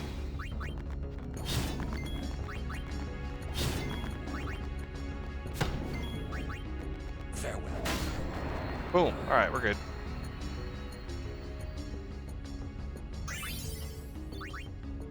A little bit of a bummer, because that probably means I'll need to re-up my MP on Titus at least by the time we get down there, and probably on Orin. Oh, it's more Tonberries. Oh, no. Okay, we have a plan for that now. Yuna, I would like you to double cast Flare on that Tonberry.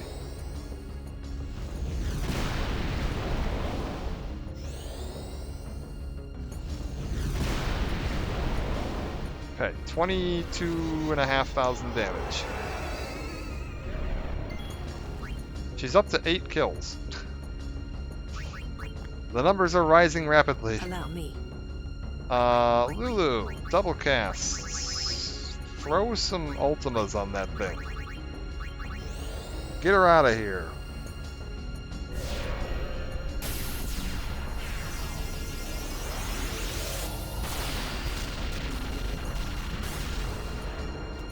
$10,000.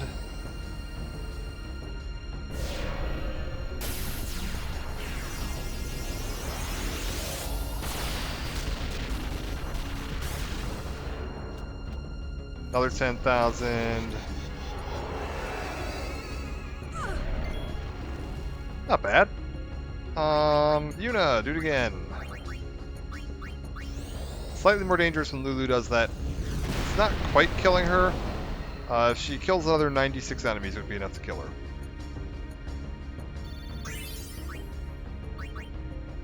Alright, we're good. Lulu, continue moving along. We still gotta get you all the way up to here to get you to Flare. We'll get there eventually. It's fine. I want to guess self-destruct. Oh, for the. I just realized what you were saying for the skulls on Waka's reels. Yeah, you're probably right. It's probably like because it's like Setzer's reels in Final Fantasy VI, where you can get the Joker death and just have your entire party get instantly killed, which was always a treat. Thankfully, incredibly rare, but not impossible. Titus, get in there. Yuna, get in there. Let's make it Orin. Alright, we're good.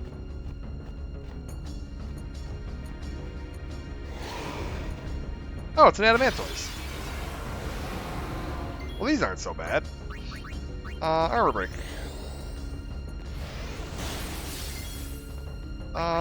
Haste. On everybody, please.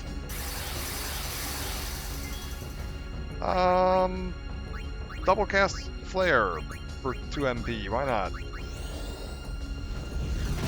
Uno. Dose. Do it again.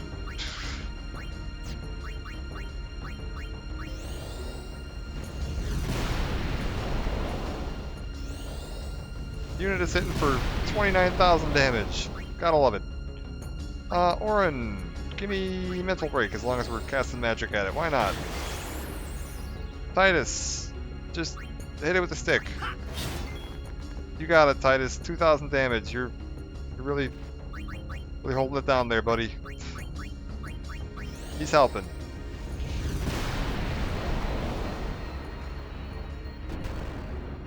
You know it's 16,000 damage.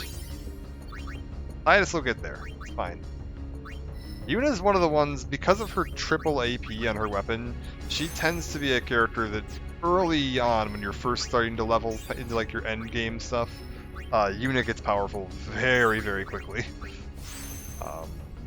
Because of her utility in battle, for the fact that she's probably going to have all your healing spells to start with, you're going to be using her a lot, and then with her triple AP, she just gains levels so fast that, like, yeah, you're gonna see her flying through that sphere grid. And the fact she's got strong magic stats, so double casting flare is really powerful with her. Another Tonberry. You don't say. Lulu. Double cast. Ultima, please. Tonberry. What up, Zan? How's it going? Okay, see now this, like I said earlier, now this time I'm bullying the Tonberries. Kinda. They got in my way.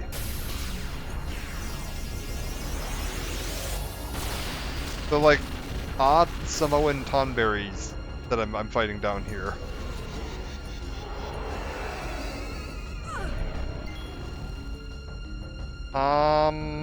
Let's go with an energy rain. I still haven't gotten to Blitz Ace.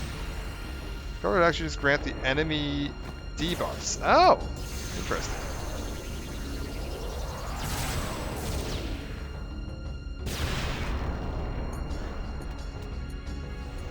Man, I still haven't gotten Blitz Ace. It's so dumb.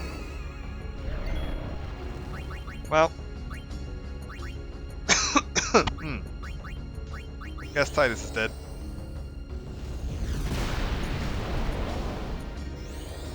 Yuna. Thank you. Whatever. Wait, what the hell is Largamente? What is that? It's a sword for Titus, but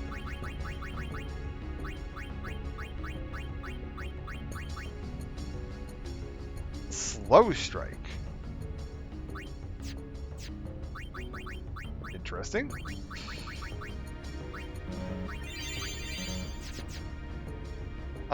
Let's Yuna just keep moving along. It's fine. We'll let her just kind of cruise through here.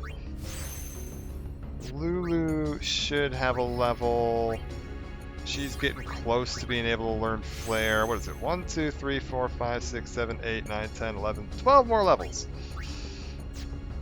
Not, like, super soon, but it's better than nothing. Titus is still in the front row, right? Okay, we're good. You know what? It's fine.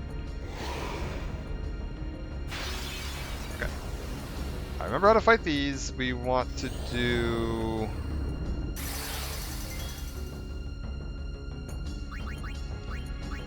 I want to do haste. I want to do... Let's go for a Dispel to get the haste off of him. And then go for a double cast Flare. I believe Flare bypasses enemies' magic defense also, so things like Mental Break don't actually apply. I think the same is true for Ultima. So let's give me a double cast Ultima.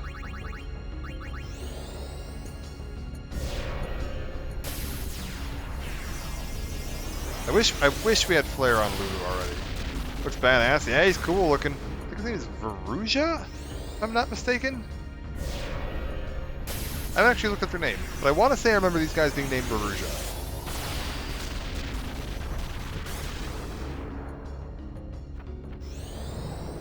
It's a very cool monster design, for sure. Varuna, that was it.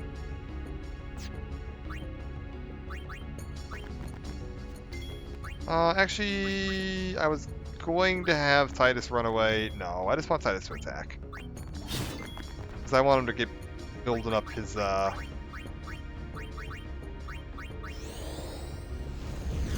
overdrive so that he can hopefully learn Blitz Ace. I don't remember what the specific requirements for Blitz Ace are, but I feel like we have to be getting close to... I thought it was just use your ultimate X number of times, or overdrives X number of times, but...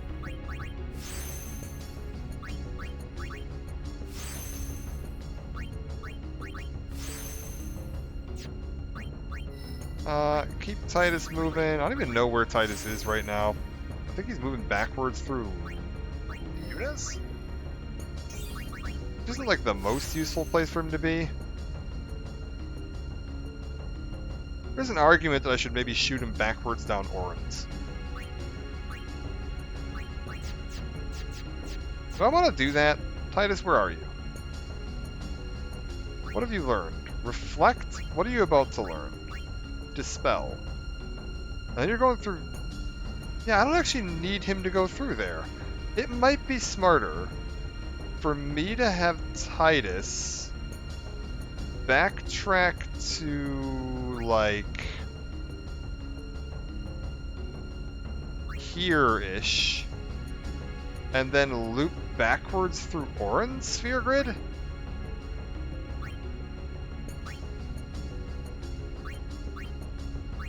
Let's do that. We've got all the the return spheres and stuff, so screw it. Let's just do that. It's super easy. Just actually, let's not even waste the time. Let's just use teleport sphere. It's fine. Teleport sphere and put him to there. Boom.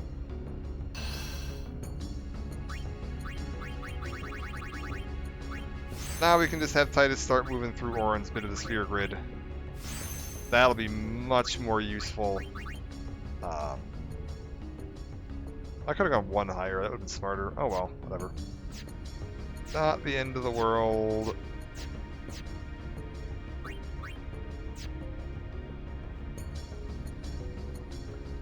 One of the achievements is activate every node on the sphere grid with every character anyway, so we're gonna have to hit it all. Fingers crossed. Let me put Orin back in the front row in case it is a Tonberry. Or not a Tonberry, a Marlborough. Tonberries are fine. Tonberries I can deal with. Tonberries we have a strategy for, and the strategy is double cast ridiculously powerful spells at them. With Lulu and Yuna because they've barely killed anyone. Although they are starting to rack up some kills, which is a little concerning. XP is good. That is true. There's a trick you can actually use in this. Because of the way Karma works, where it does fixed damage based on the number of enemies you kill, you can manually pump it to maximum damage. You can just max out, guarantee that Karma will hit for 99,999 every single time by just having somebody kill a whole bunch of enemies. And there is an ability in this game called Overdrive to AP. And what that does is causes the amount of overdrive gauge that somebody would gain to be converted into AP at a fixed conversion rate.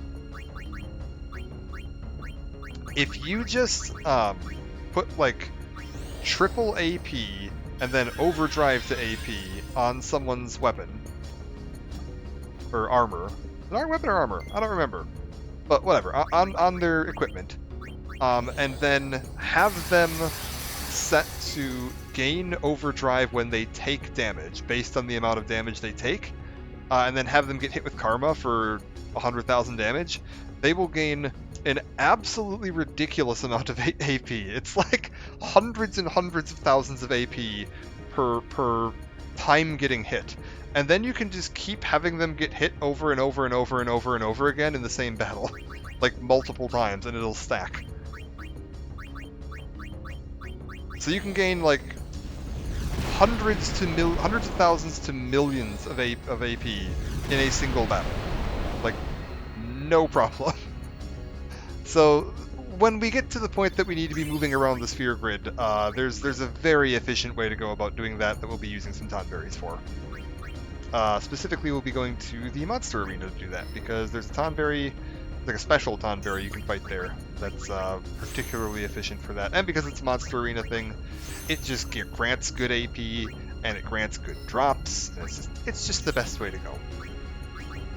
So we'll be seeing some more Tonberries in the very near future, and that's going to be when we need to move everyone, everyone has to visit every single square in the sphere grid. We'll be spending a bunch of time letting Tonberries stab us over and over and over and over again forever. Okay, Auron back into place.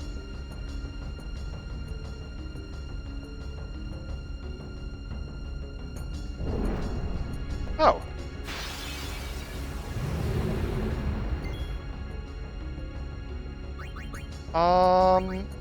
Auron.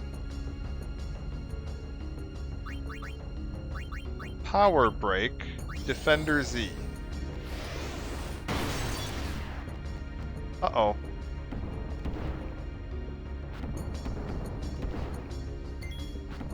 Tidus, mildly panic.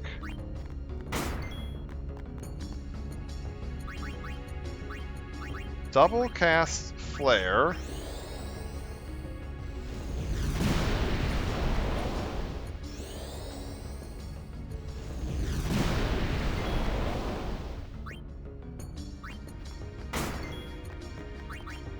Double cast Flare.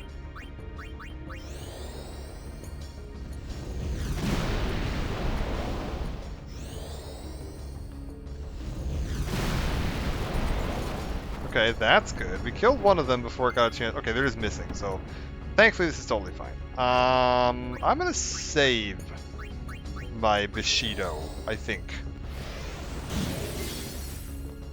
I think I'm happy saving that.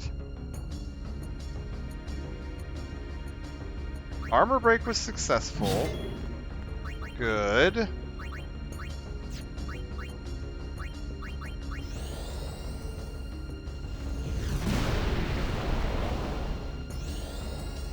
I might see if Yuna has the ability to have her overdrive charge from damaging enemies. Might not be a terrible idea. Mighty Mo!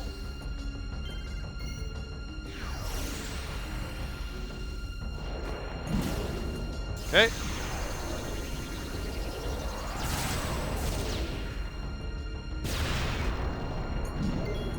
$10,000, not bad.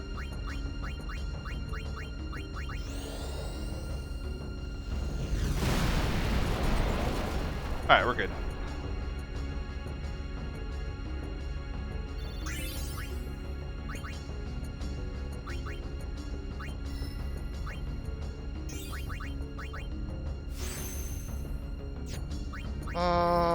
Keep this moving.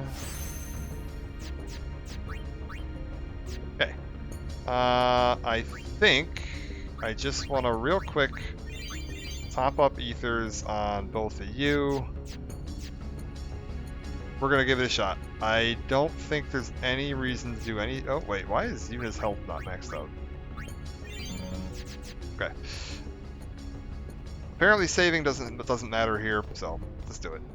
It seems we rate his personal attention now.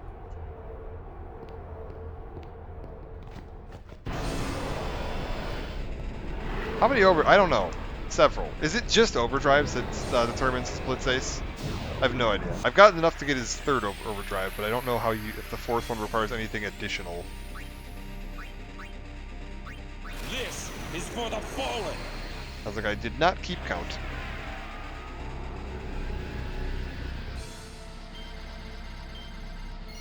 I couldn't remember if it was like you need to have X number of overdrives and like win it in a blitzball tournament or something.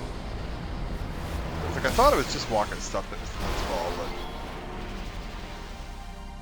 I did not see that say immune. Let's hit 80 overdrives? Oh, that's not even too bad then. Let's just kill Omega Weapon. And as you can see here, it's just a very lazy recolor of Ultima Weapon. He's got more health. And he's more dangerous in general, but...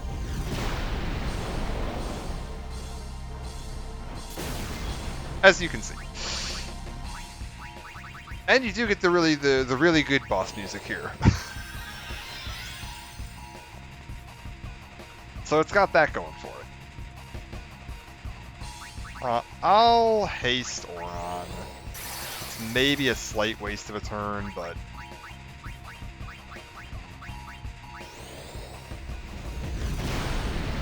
it's like, I know this was on Yunalesca, and I remember who else this showed up for. I don't think it was unique to Yunalesca, but... ooh! 7,000 big ones on Yunalesca.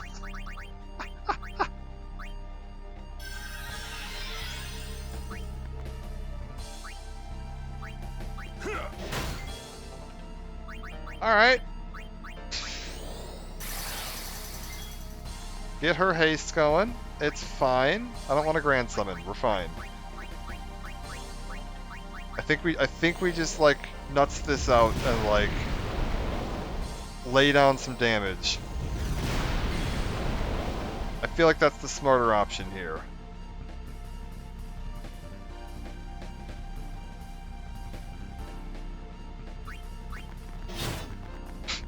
Tidus is not contributing enough to this fight lately. Like, compared to everybody else, Tidus is just like, oh, I should be using Quick Hit. That's why, because I'm an idiot. I'm not using his best attack. That's why he's not contributing much to this.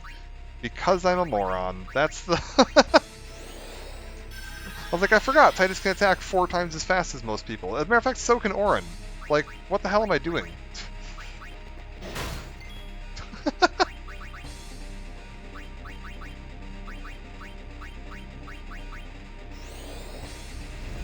Duh, that's the whole point of Tidus at the end of the game, is he just spams Quick Hit. Auron, do it again. Tidus. Just give him the Quick Hit. Oh, you should have hasted yourself. That would have been smarter. Oh well. Yuna... screw it. Double cast Flare. Whatever. I think we're probably just going to kill him before he gets a chance to do anything, to be honest with you.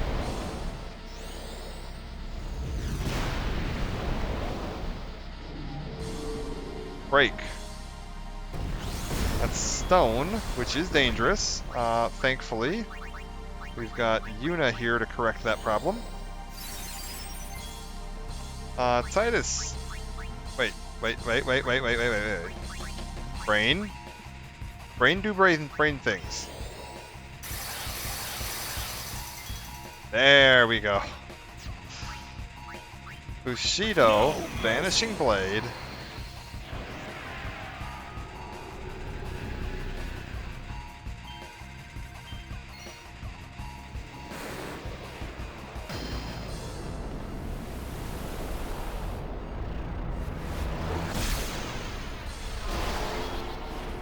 $9,000, not bad. I'm gonna try double cast Flare and see if this just kills it. She gets the next turn. If she gets her turn, we're gonna have her heal Tidus to boost his damage output.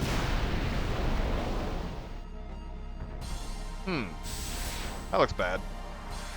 Probably gonna kill everybody, isn't it? Yeah, there it is. Okay, I killed everybody. Alright, nice. Okay, so... we're maybe gonna want Shell. Or Auto Life. That's a possibility.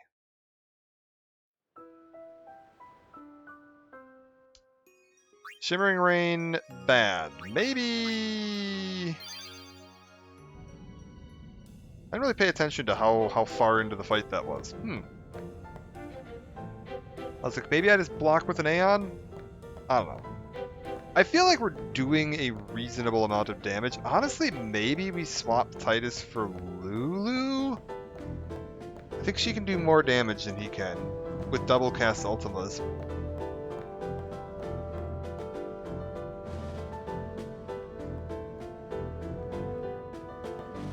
And maybe we'll do it by like... oh my god, Titus. Fucking figure your shit out there. Alright. Maybe we'll haste everybody. I'm overall liking Auron, but maybe we haste everybody. Swap Auron for Lulu, have Titus haste Lulu, and then swap Titus for Auron. That could be a smart way to do it. I think I can honestly probably just win this by just putting out enough damage to win this. I could 3 stars on Riku and put everybody's MP cost to 1, and then I can just spam quick hit like forever. I was like, make sure we got Titus, Auron, somebody. That's fine. Titus and Auron are important. Titus is my no encounter. Auron's my first hit. So if we were to run into, say, a Malboro like this that automatically ambushes me and is going to open with bad breath, I can embrace the sweet release of death because I don't know that I'm going to be able to survive this. This is bad. Double cast Flare and hope that it just dies. Please have less than 30,000 health. Uh-oh.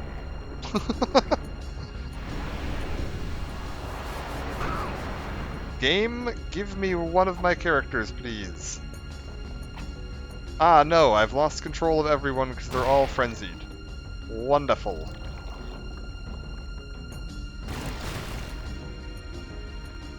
Okay.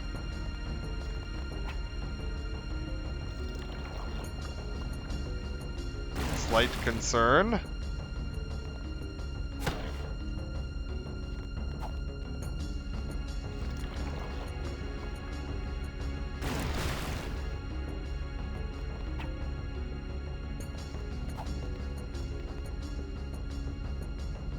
Waka? What happened? Waka? Ah, well, it's been real.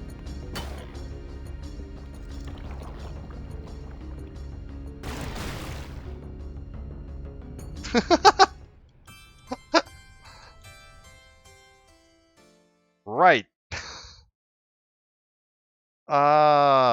Malboros. Real fucking problem.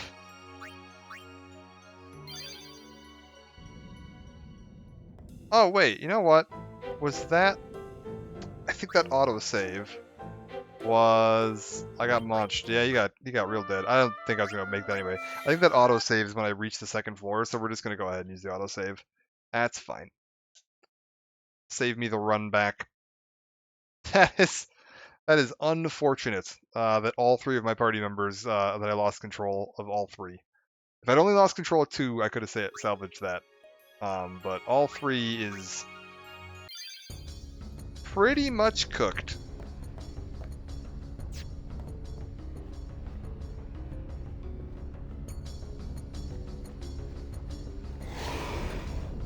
Alright, Adamantoids, no big deal. Adamantoids, we have a solution for. We just armor break them. We haste everybody.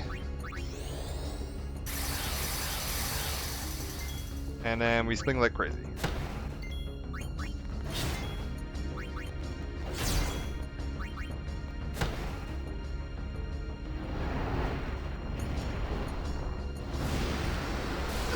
He does some damage. It's not going to be enough.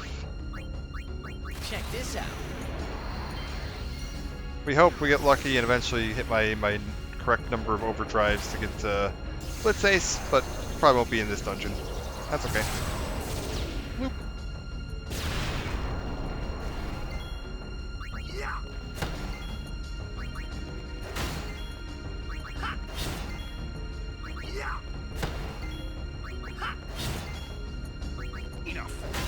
Boom, done. Like, you can just chop them to pieces like that, no problem. Where am I? Oh, I'm still before I teleported back up by Auron. Okay, let's do that. Let's teleport back up to Auron's section of the sphere grid, because I think that is just a smarter move for me in general, and we'll put him here this time, which is a smarter spot.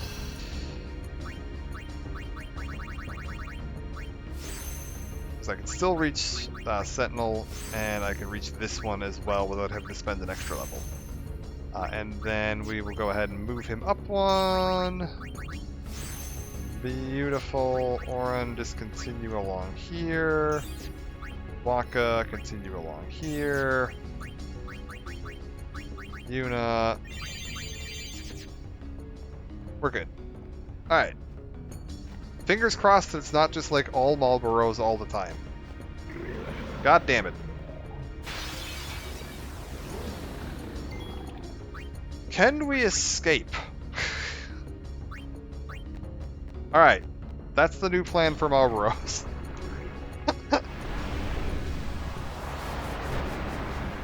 We accept that these two are going to die, and we just get Auron the hell out of there.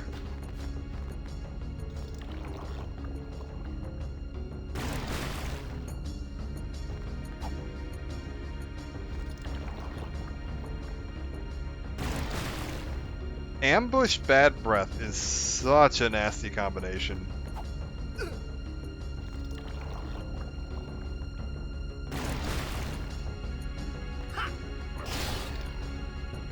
Ugh.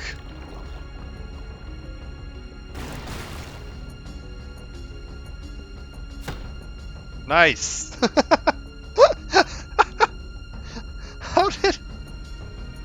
How did Wakka throw his Blitzball into his own head hard enough to kill himself?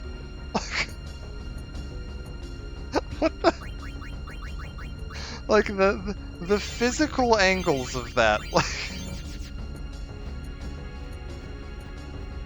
oh man. I mean, I guess when it's covered in that many spikes, it's pretty dangerous. But like, man, you really gotta work out some angles on that.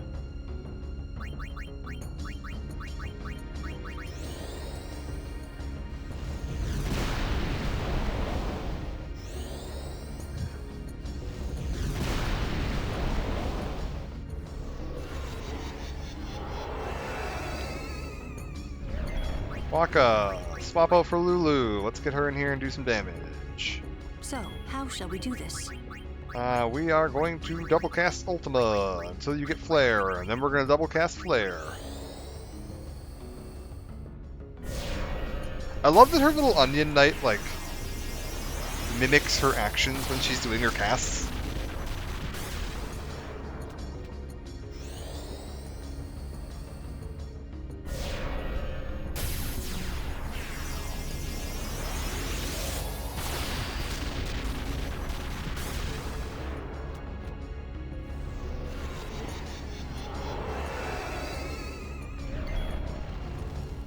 Alright, Auron, if you attack, you're definitely just gonna die. Titus, let's charge up your overdrive. It's gonna get you killed, but whatever. Oh, or you get the kill. Sweet. Sweet. Color me surprised. Auron, put yourself back in the front line. Yuna, heal everybody up. Sphere grid, keep maintaining everybody's positions and advancement along the sphere grid. Oh, we lost a lot of levels, because now I'm all the way back here. Okay.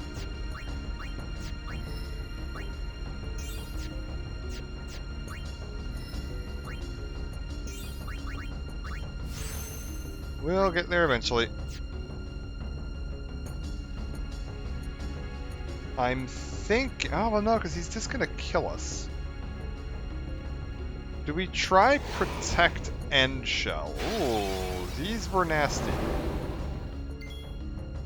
But we did determine these were weak to Holy, didn't we? How weak?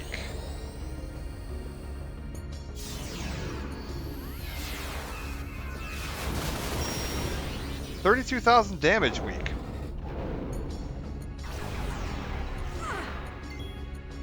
I mean, that is certainly something.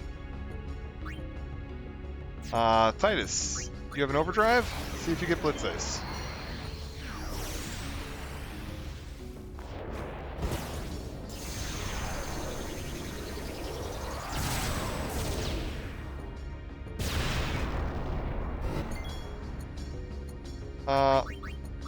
Yuna, give me Holy again.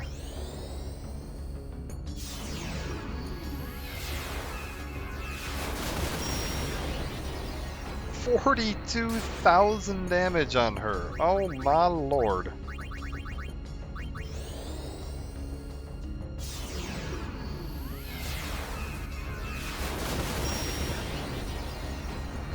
Yeah, okay. Well, we have a solution for demonoliths.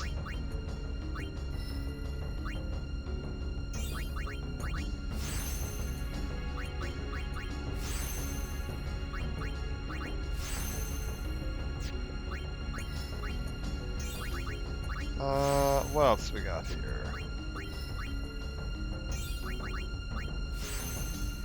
Okay, I feel like we're more or less back to where we were at the last time I was down here. Before we ran back to the safe sphere. Wait. I want to go this way, right? Yeah. Sorry, the map made me confused. Because I'm running left on the map despite running right on the camera. Ah, you're fine. You're not a concern. Mostly. Kinda.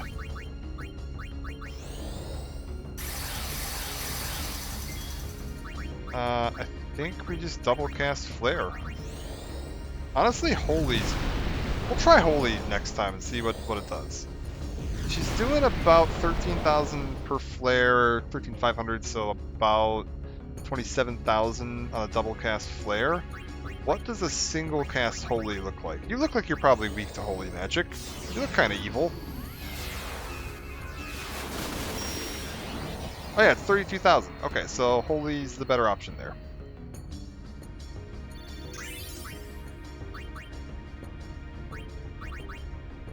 We're good.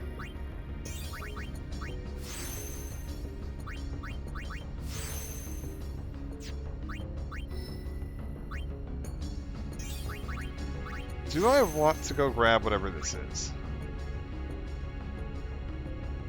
Entrust. I'll want it eventually, so I might as well grab it now.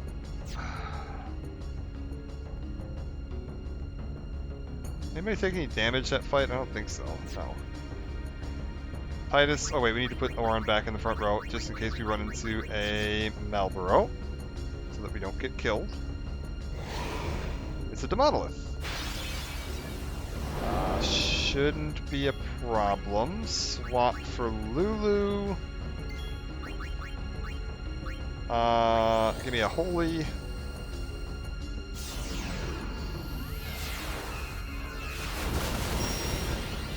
$33,000 Pharaoh's Curse for some bad status effects, but will live.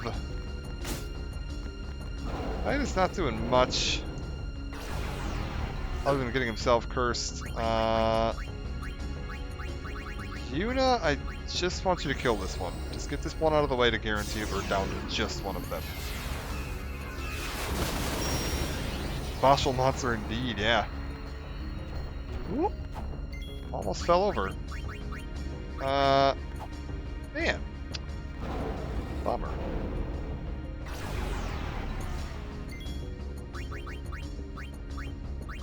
Just hit it with Holy.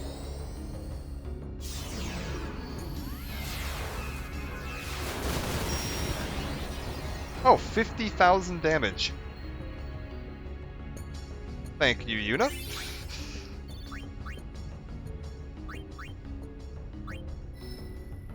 We're definitely hitting the point now where Yuna is just going to start like kind of spiraling. Because she's now going to be like probably my strongest character for quite a while. Just because of how strong her magic's going to be. Which is going to gain her a ton of XP, which is eventually going to push her down like my physical attackers routes, which is going to put her as one of my strongest physical attackers as well. So Yuna is going to spiral out of control pretty darn quick. Hilariously, late game, I'm basically only ever going to need her for Aeon blocking. Like when we get to our Dark Aeons and stuff like that, Aeon blocking is about all we got out of her, because her Aeons are never going to be as good as my party members. And at the end of the game, all you care about is people's unique abilities, like the things that other people can't learn on the Sphere Grid. So she unfortunately kind of falls out of the running there. 1 MP cost at her ultimate weapon is still quite useful for some situations, but there's plenty of other ways to get 1 MP cost on a lot of my characters without having to rely on Yuna. So Let's you return. end this. Okay, well we wiped to Omega weapon once, and we're about to fight him again. And I've thought about it. That's where we're at. I've been thinking. Oh, and I've been absolutely just like deleting some of these monsters now.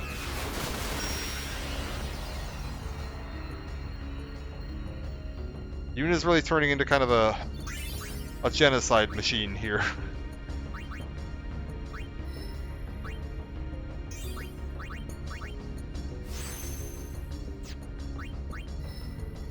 Yeah, keep going this way. I'm gonna want 2 more levels, get that, and then we'll swing back.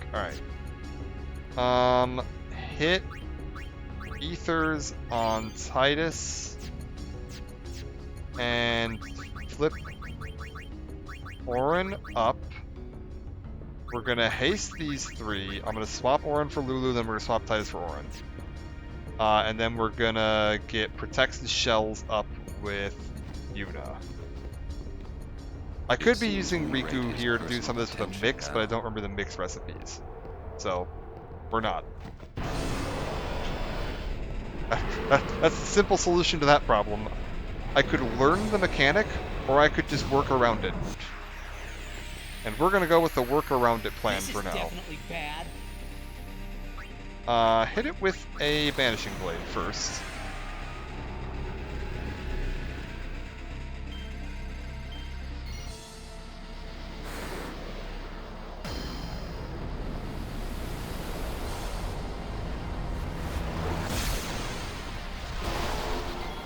$10K, like it. Haste. Like it, and let's get some protects and shells up on everybody. Protect yourself first, Yuna. What's this do?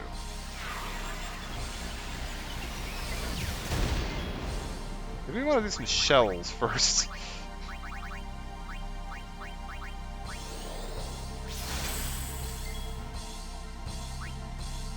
Swap Lulu in. Let's double cast Ultima.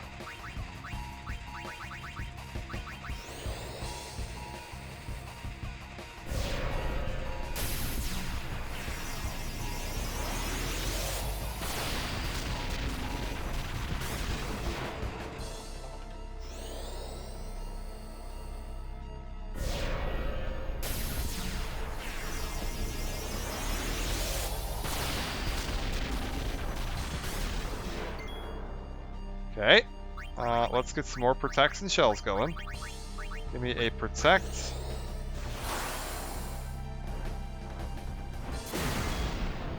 Okay, protect doesn't do anything. Good to know.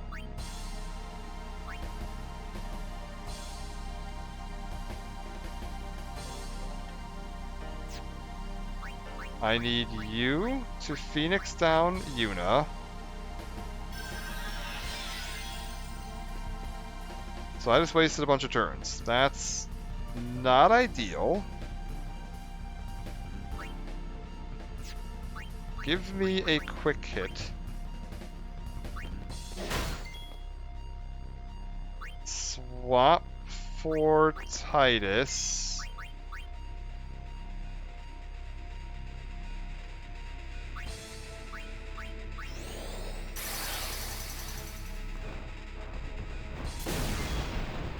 You're dead. That's a bit concerning.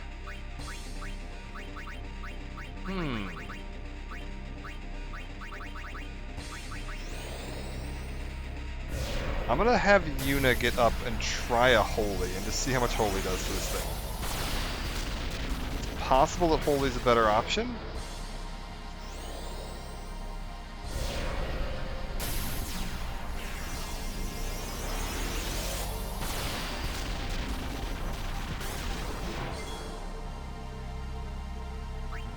With Auron this low on health, quick hit is going to do a lot of damage. Let's have Yuna up. Lack of haste is concerning. Give me a Turbo Ether on you. And I want you to get her up. And just keep going for quick hits.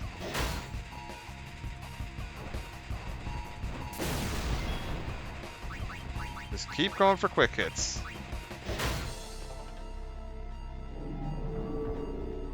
Okay, I think the next attack was when he used the thing that killed me, which was the AoE damage to everybody. So I'm gonna swap Yuna in real quick and Grand Summon the Mage's Sisters.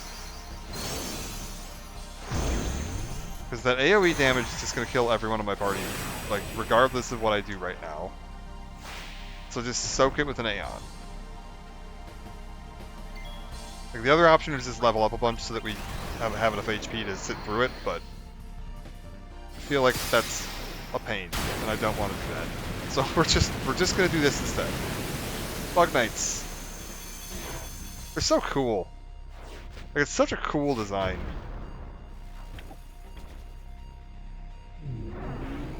Oh, he's doing core energy, not the AoE. I was expecting the AoE. Not gonna lie, I kind of just wanted you girls out here to soak the AoE for me. Whatever. Hopefully they'll live long enough to soak it anyway, and they'll deal some extra damage. Totally fine. Let's give you the... Do as you will. Auto life. Hey, that's pretty good. Oh, you can do a ton of damage too. Auto life on you is real helpful. Hit him with the old fight. 56,000 damage. Nova. Oh. I'm glad my Aeons were up for this, because this looks like it would have probably hurt. Ah, yes.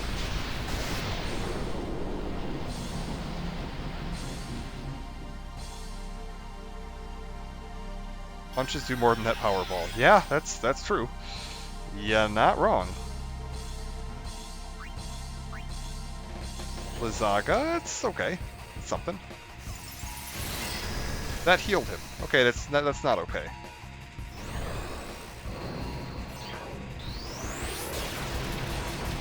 It's okay, we've recovered. Give me a fight. Yeesh. You're dead. Do as you will. Life. Oh, that's good.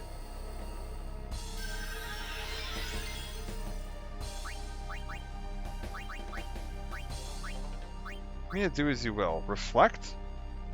That's useless. Bit of a waste of a turn. That's okay. Do as you will. Life. Nice. Do we have fight as a command? No? Ah, Razia. There we go. This might kill. This is going to do an absolute mountain of damage. 74,000. Oh. Oh, he's thick.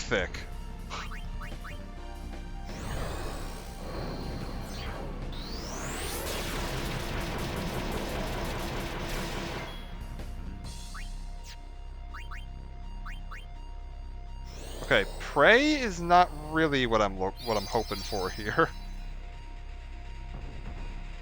Okay, well I soaked the Shimmering Rain. That's good.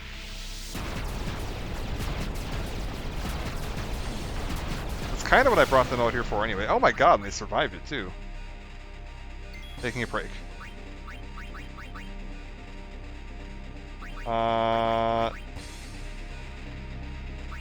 Do as you will. You're not going to absorb death. That is not going to... Why are you doing this? Like, he's not weak to death.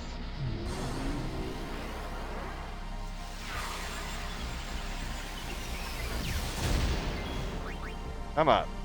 Give me like one more Pasado. Oh, beautiful.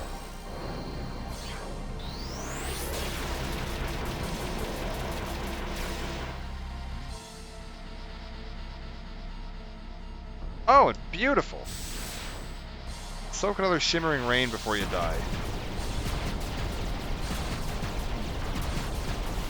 I'm relatively happy with how that went.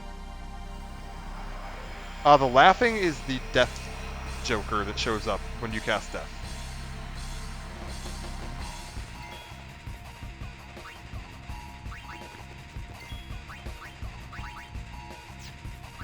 Okay, we're out of options there.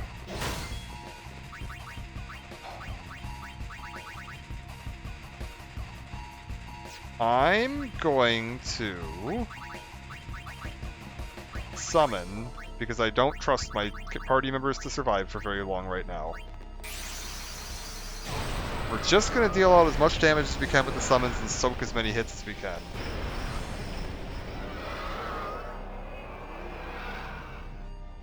I will share your pain with you.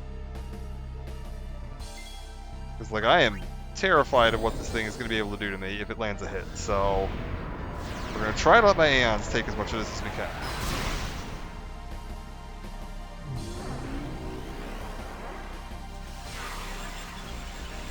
How bad is that?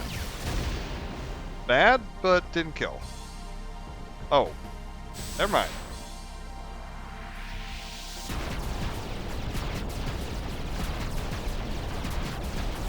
Oh my god, 96 health remaining.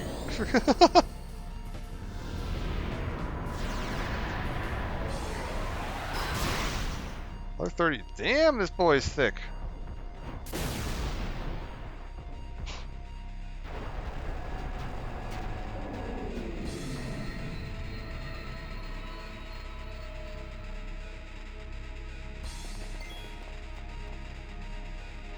Okay.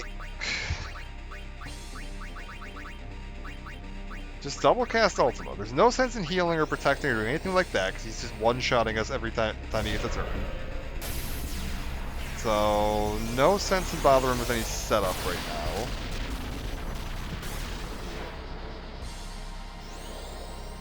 Just dish out as much damage as you can.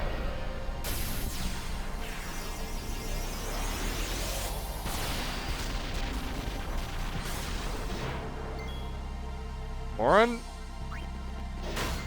Jeez.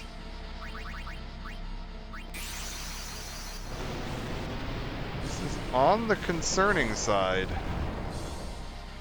Probably should have charged my overdrives before we came in here. Go! Fight on!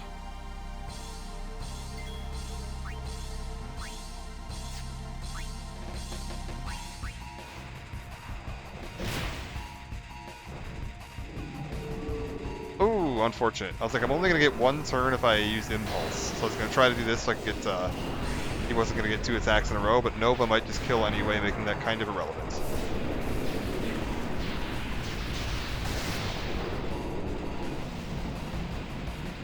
Oh? Well, I'm definitely not going to survive another hit anyway, so screw it, just hit him with a Mega Flare.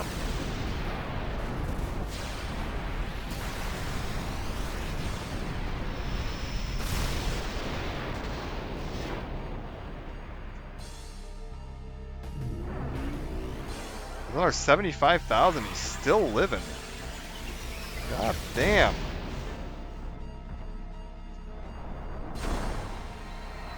Okay, remember when I said I didn't think he was that bad? I think maybe I forgot.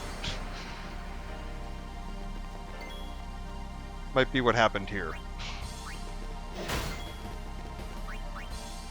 Yeah-oh.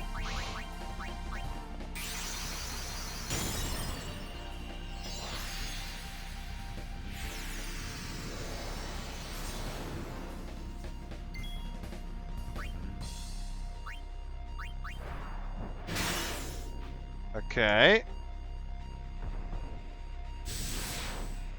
Do I survive this?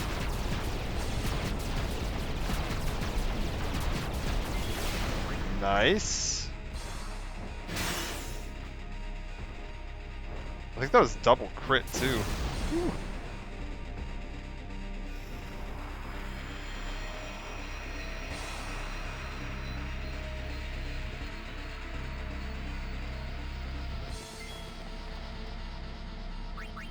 Okay. Double cast Ultima.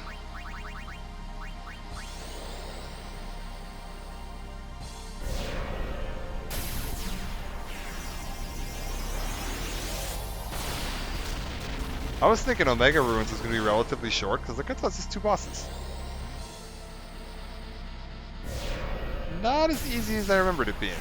This guy's got a lot of hit points, as it would turn out.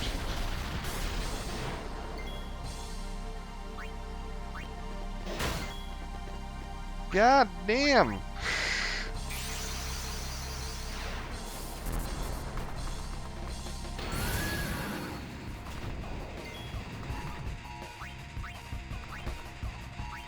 Well,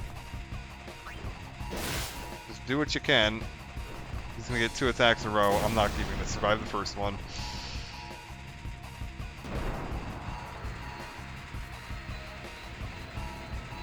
Yuna is at least getting an attack each round, so I can keep Aeon blocking like this, which is helpful.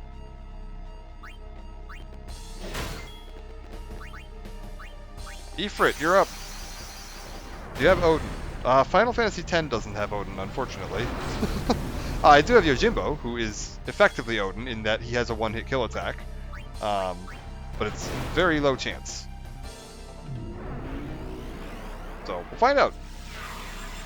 I'm saving him for last, because I would rather not accidentally 1-hit kill him, because like, that's kind of anticlimactic after doing all this fighting.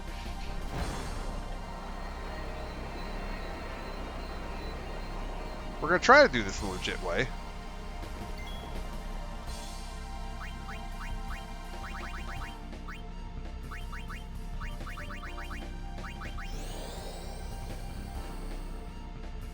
But if it comes down to it, then yeah, chucking Gil at Yojimbo and hoping for the best is gonna be the is gonna be the strat.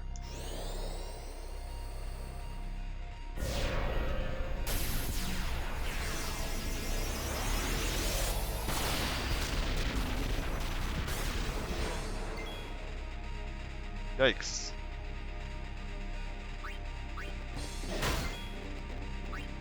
God damn! How much health does this guy have? This is ridiculous.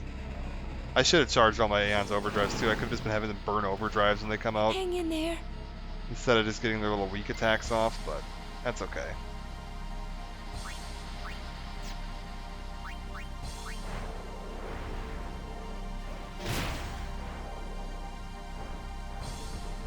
Good night.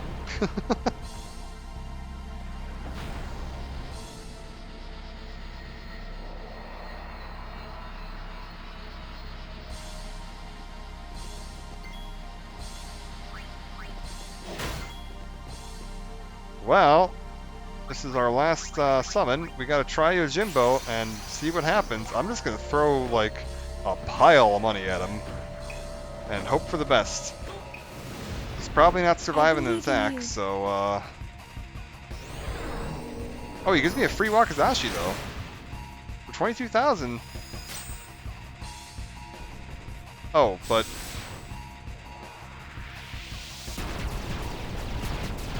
Oh. Oh. Yojimbo, have all of my money.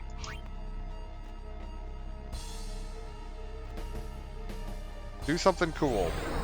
Well, 22,000 damage is cool. I'm not going to say no. 20,000. It's fine. But no instant kill.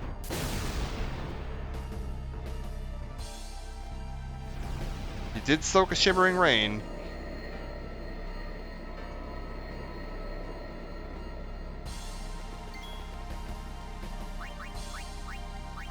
This is pretty much it. We got this round, and if I don't kill him in this round, I don't know that we get this.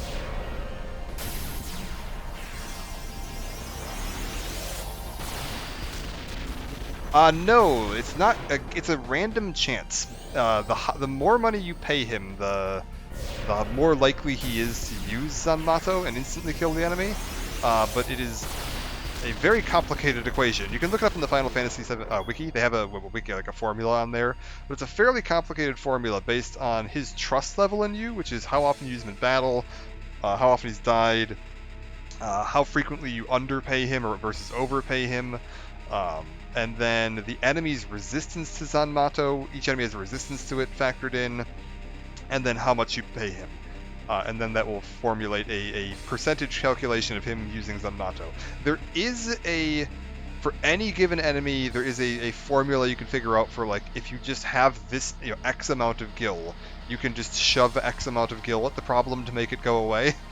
But it's a fairly complicated formula that, like, I definitely do not have memorized. Alright. If this doesn't kill and he uses an AoE attack, that's it. Holy.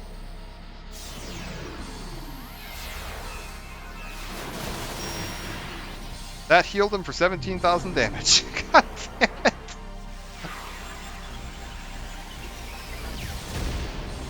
Ah.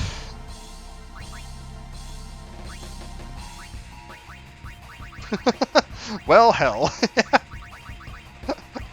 That was the opposite of what I was hoping to see happen.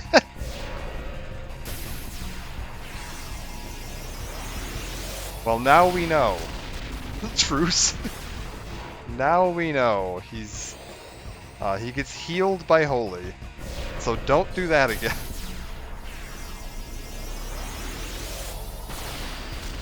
Come on, no whammies. Oh, that's a big whammy.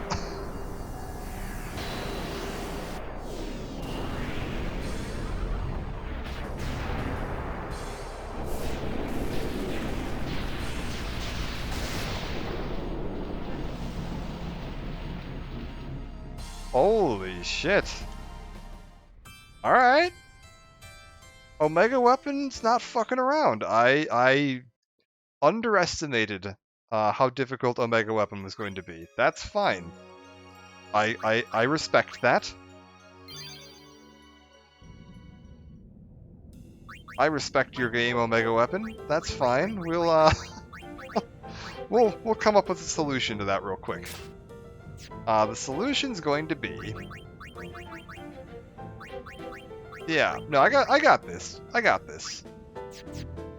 I think we're still totally fine. Nothing to worry about here. Probably, maybe a little bit. You can worry a little bit. Yuna, I want you to summon... We're going to try to build up Overdrive on these summons real quick. Right?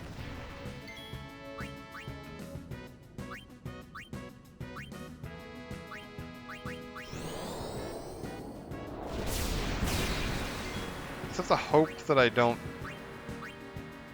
die. If I shield, can I make it through this? How bad is this?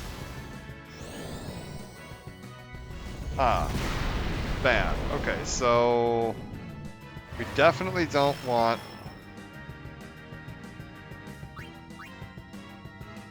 Can I break up their attacks so they're not all attacking in like a big clump?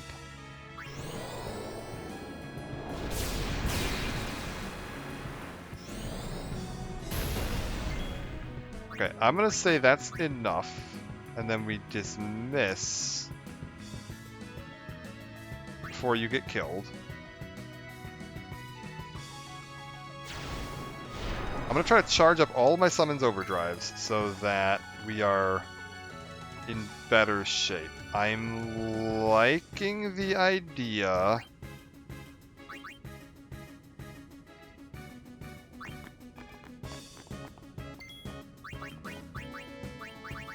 What does an Ultima do here?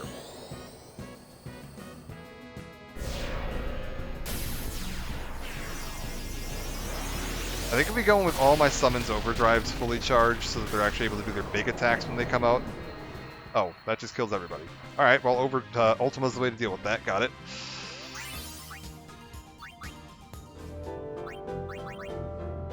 Yeah, if we just come with everybody's overdrives charged, I think we'll be okay.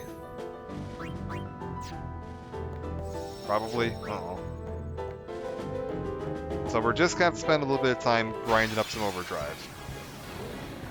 See, now this is bad. This is...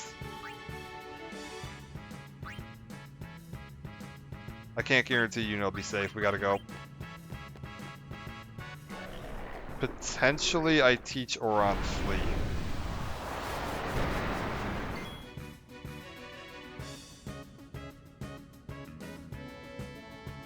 He's not really near it, though. I'm gonna do it. We're gonna teach Oron Flee. Oh, wait, you guys aren't... I didn't lose control on you. Nice.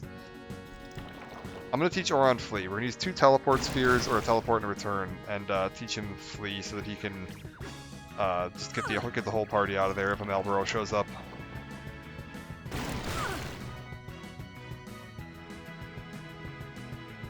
Keep him frontline, have him deal with that.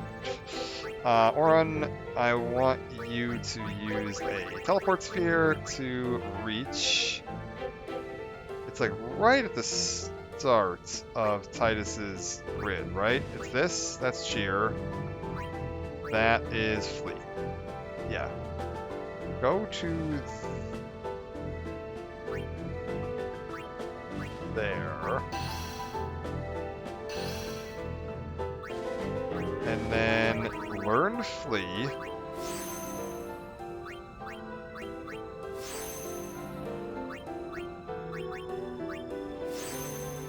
What is he doing right now? He is currently going down Tidus's path, so we're going to use a return sphere to get him back to him, and have him just continue down Tidus's little branch. Okay, perfect. I actually got him 1 square farther forward than he was previously, so that's even better. And now we are effectively safe from Malboros. Okay. We're not going to be able to kill them, but they will not be able to kill us. Which I think is good. Probably. Let's holy both of these. Here's my plan. Yes. And then I want you to do the same on that.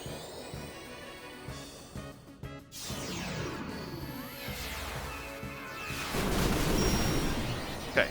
And then you just sit still. We're going to take a light hit. A little heavier than I was expecting, but that's okay. Get Valifor out here. We're going to get everybody's overdrives built up, and then we'll be fine. Yeah, should be good. Valifor's one of the harder ones for me to build up right now, too, just because I don't have... Yay! Don't Sonic Wings. Don't necessarily want to kill this thing. I want you to hit me once. Oh, that healed itself.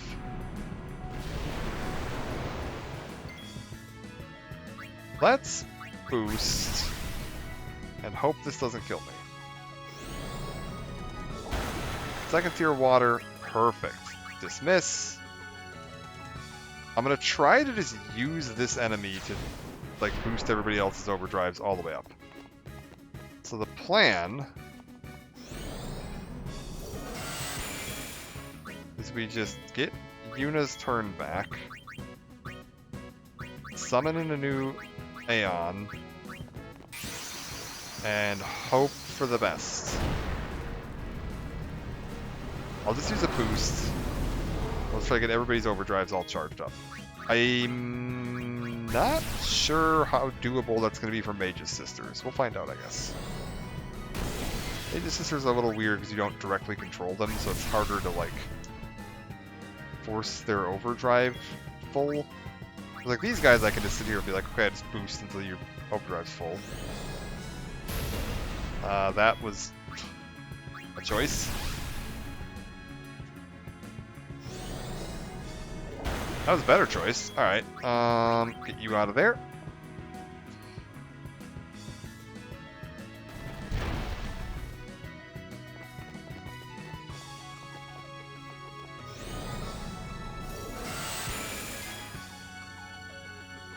Summon Ixion. This seems like a relatively safe enemy to do this with. I'm fairly confident with this.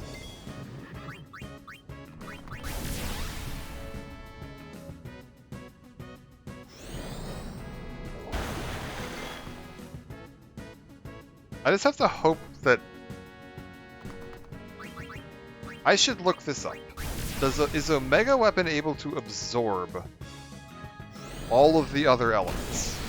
Maybe I throw a sensor weapon back on Kimahri, so I can pull him out to check sensor. Well, he's probably immune to sensor. Let's be real. He's probably immune to sensor.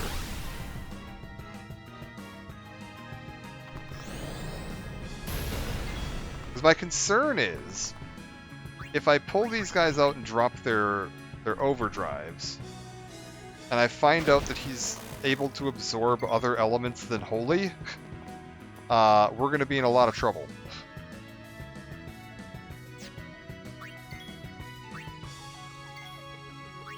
Because then I'm just going to have all my overdrives coming out and like healing him to you know, that's bad. We don't want that.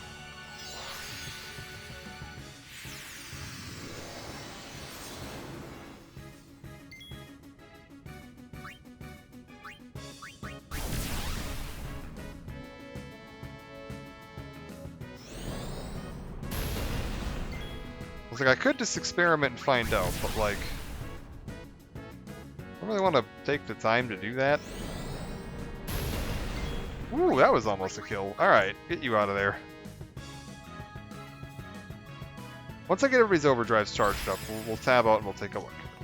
We'll check after the point at which it's relevant.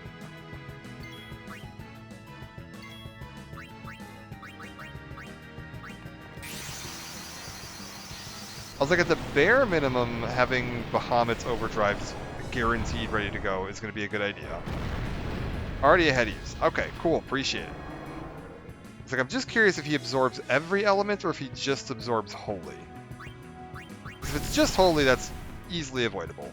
If he absorbs every element, that's more concerning.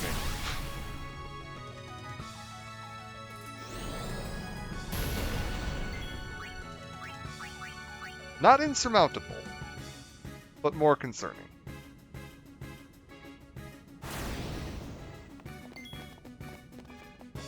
Let's see if we can kill this thing.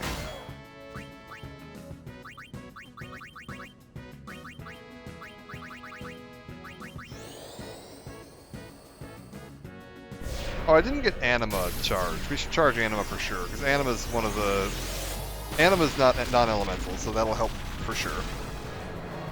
And it's a ton of damage, so...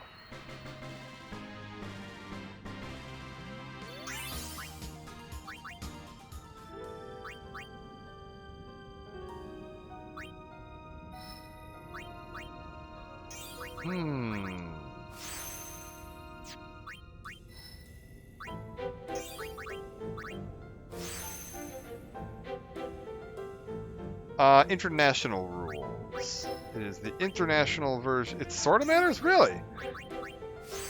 I guess just out of curiosity, what's the difference? I don't care about the hit points really. I just want to know. The only question I have is, does it absorb elemental attacks? Yeah, it should be the international edition rules.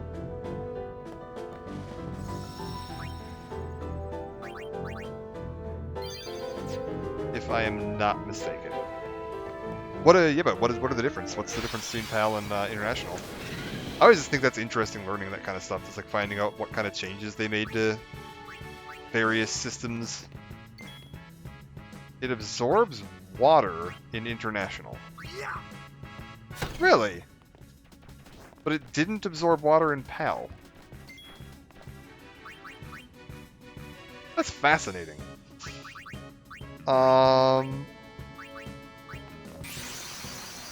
Well, thankfully, none of my summons are water elemental.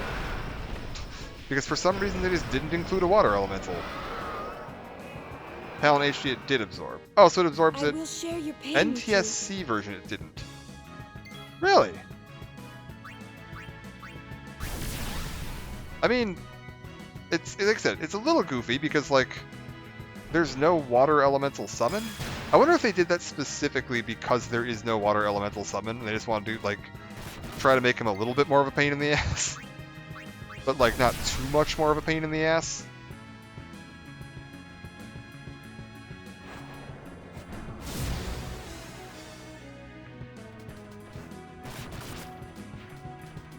No! Oh, god damn it! Oh, I gotta try that again. No! The only other water source other than magic spells is Tidus' sword. Well, I mean, if you're using Brotherhood at this point, you have bigger problems. Yeah.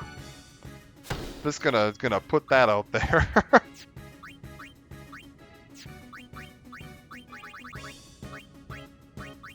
You definitely should have retired Brotherhood by the point you're getting to Omega Weapon.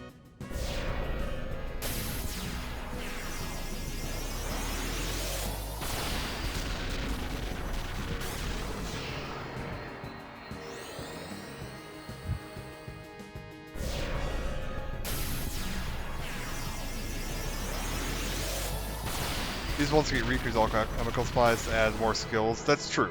Yeah. Booyah. But if you're getting to the point that you're getting into like heavy Riku mixes, then like I don't think you're definitely metagaming hard enough that you don't need to worry about that. Riku's mixes are one of those like, this is a cool idea, but like you very much are like super metagaming if you're doing that.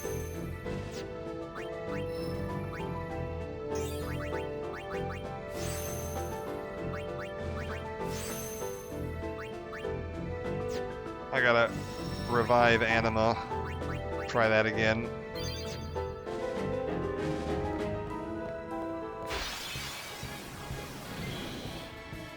Oh, this is a good one. This is a good one.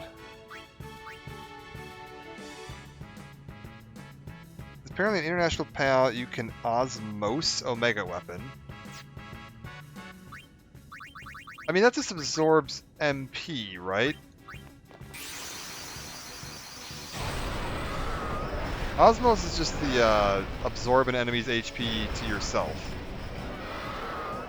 Yeah, I mean, that's pretty common. I'm not surprised.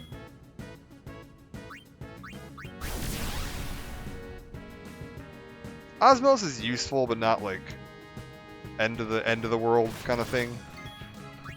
A good ability, but not a game-breaking ability.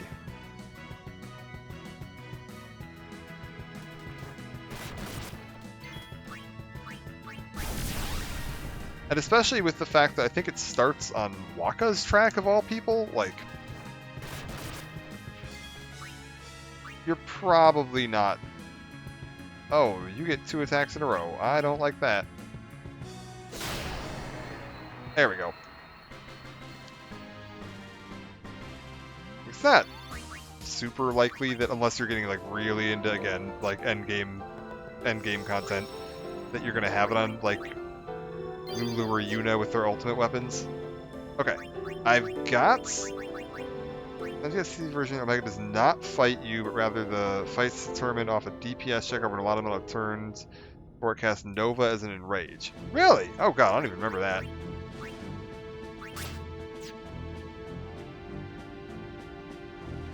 Maybe that's why I remember it being easy, though. that could be that. Like I'm just remembering it being easy because maybe I was like, I'm used to playing the NTSC version when I was growing up. That could very well be because that is definitely the version I played originally. The first time I played fully through it and did like a second playthrough and did some exploring and a little bit of endgame stuff was on the PS2 version. I think if I'm not mistaken, every single enemy in the game can die to Zanmato. Fucking Penance can die to Zanmato. It's gonna take some doing, but it can.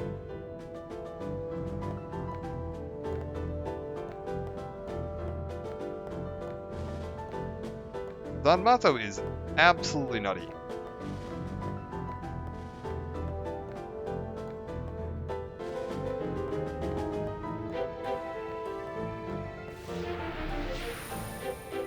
So, it's what you're probably seeing there is it's Zanmato resistance factor.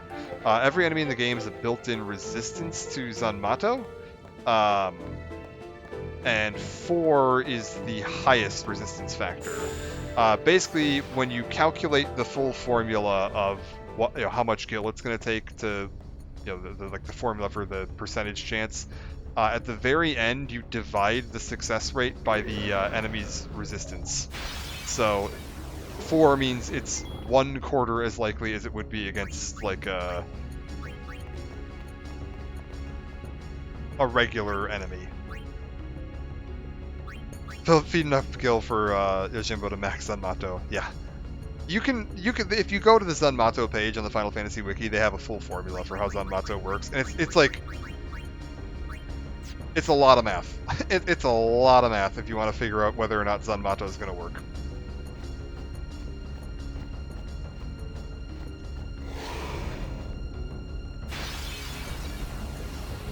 Like reliably.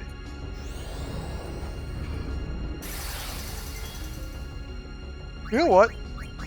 I have no reason to fight these guys.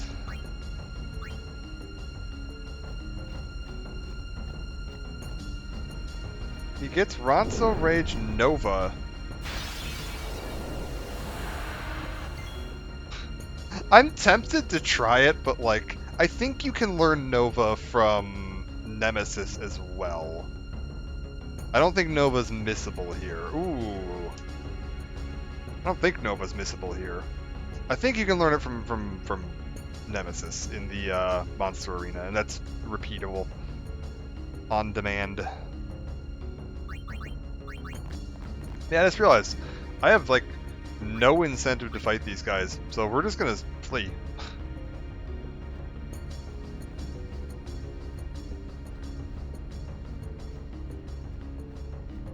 Yeah, Kimahri at this point in the game is just kind of like, oh, this is unfortunate, but you're just kind of not that useful.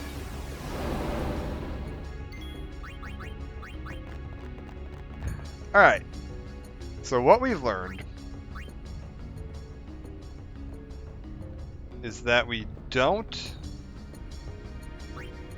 Alright, you know what, screw it. We're going to make this easier on myself. We are going to use Teleport Sphere to get her over to here. I'm going to skip ahead a little bit on her Sphere Grid, but I need her to know Flare. Flare is way too useful.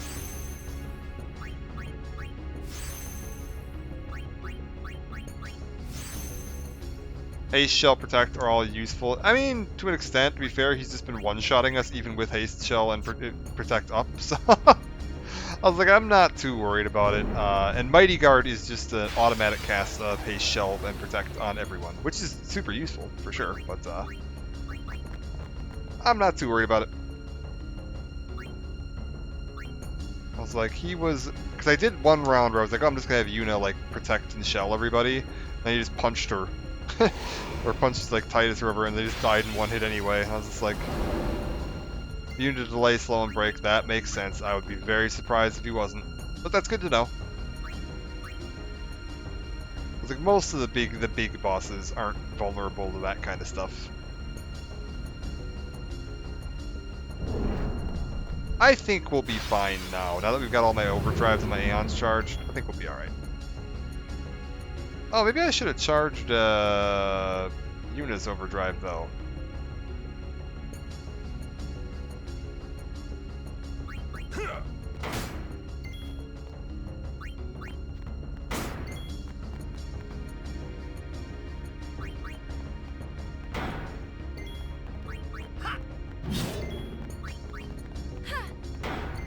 Probably should have charged Yuna's overdrive, huh?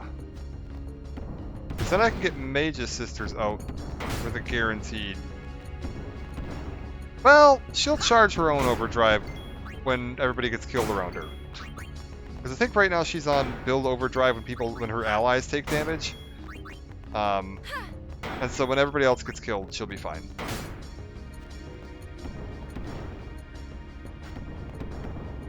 Hellfire and Thor's hammer get alt in. Oh, I'm going to assume because they lift it into the air. And there's an alternate animation for both of them for enemies that can't be animated, lifted into the air. Because for both of them, you get the animation of like, Okay, wait. We got Yuna's overdrive built up. Let's get out of here. But yeah, you get the fun animation of like the enemy being picked up and spun around, and they throw something into it. And because of the size of the arena and the size of Omega, I'm guessing that just wouldn't look right. Tax is done. Nice. Congrats.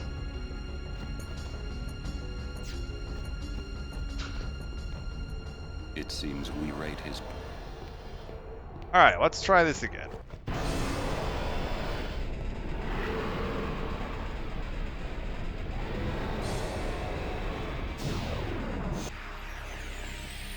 Here's my plan.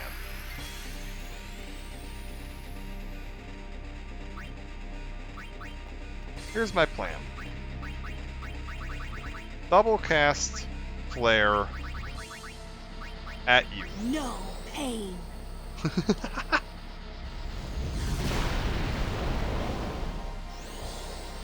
Is Flare or Ultima doing more damage from her? Curious. Throw some hastes up.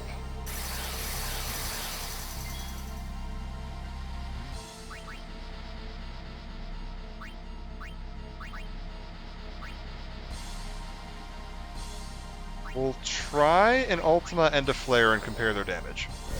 Ultima is doing...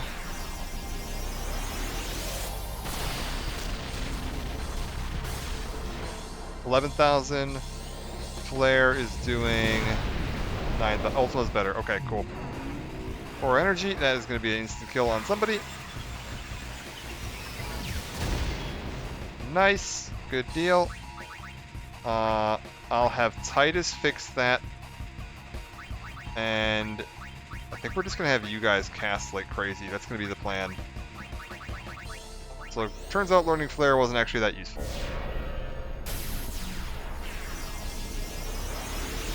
I think we just have both my casters here dealing 40,000 damage a turn.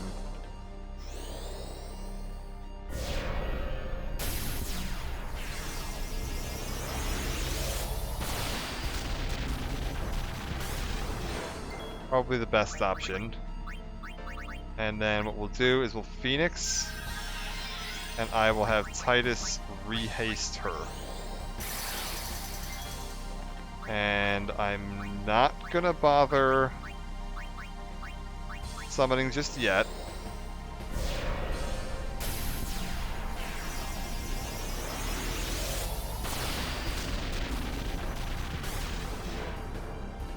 $11,000.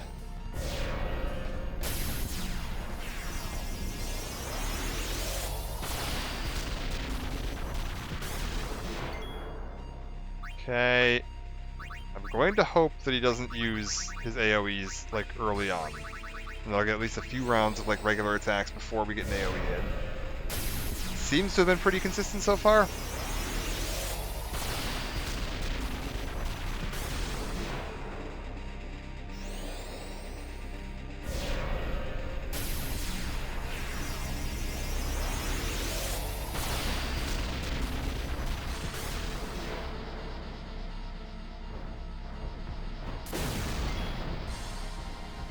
Okay, Yuna, Phoenix down, Titus. And then we will double Ultima.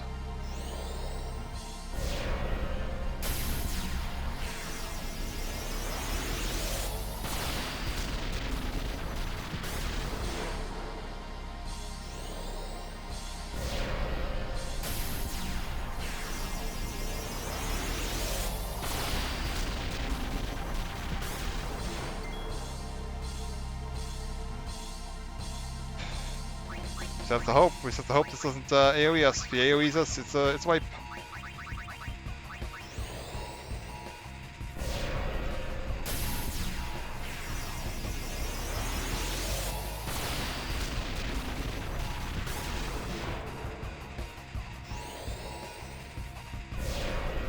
Thinking this like double Ultima though is a pretty solid plan.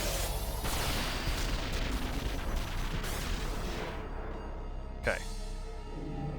Confuse. It's a miss. Okay, I like that because now we just double Ultima. I'm gonna start blocking with Yuna now. At this point I'm gonna say I don't trust him not to do AoEs anymore. Can't guarantee this is when he's gonna start to it, but I just don't trust. We had good luck so far. I don't want to push it.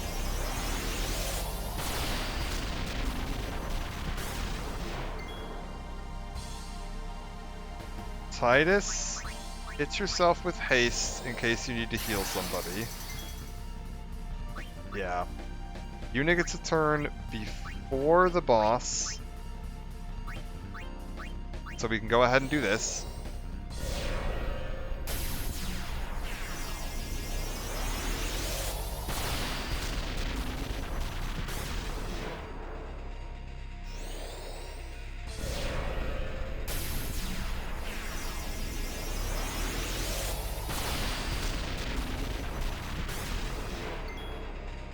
And Lulu, same thing.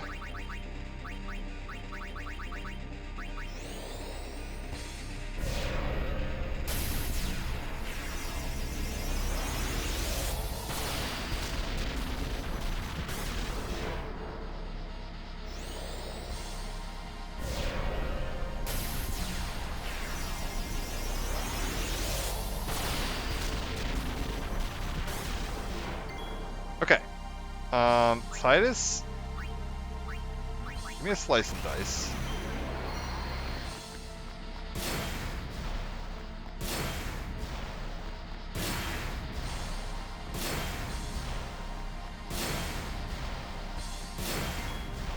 Did about 8,000 damage there. That's pretty good. Summon me. Actually, wait, no. Rand summon me. The Mage's Sisters.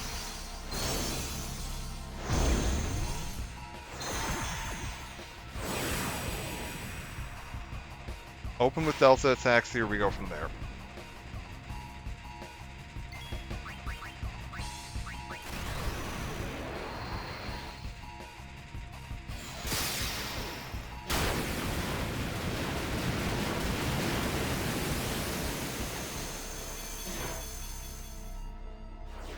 Reasonable.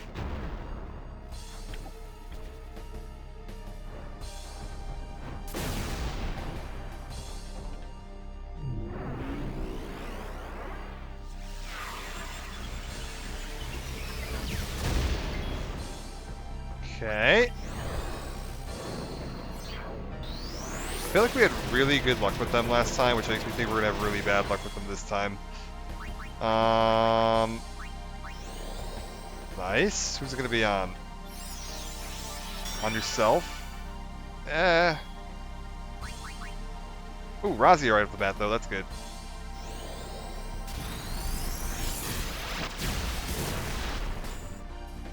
Nice. But a death on you. Full life. Oh, that's good. All of his attacks have been focused on Sandy, so that means we just undid everything he's done so far this round.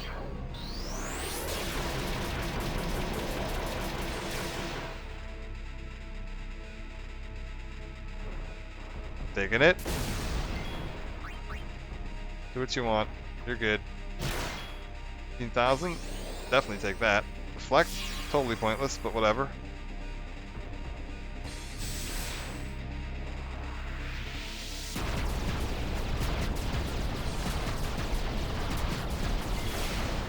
Okay.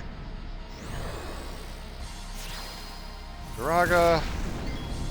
Oh, shit. He absorbed that. Okay, so he does absorb elements.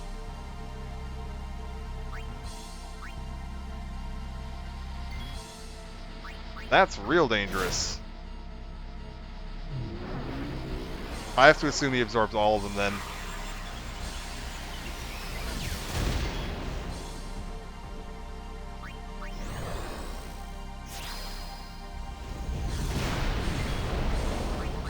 So I should not use any of my elemental summons overdrives.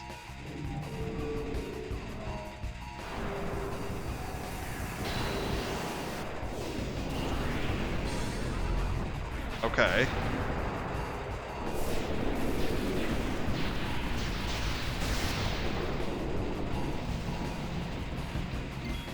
Interesting.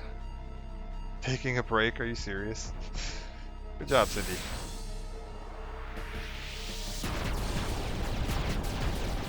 Okay, so him absorbing elements is alarming. Taking a break. Nicely done.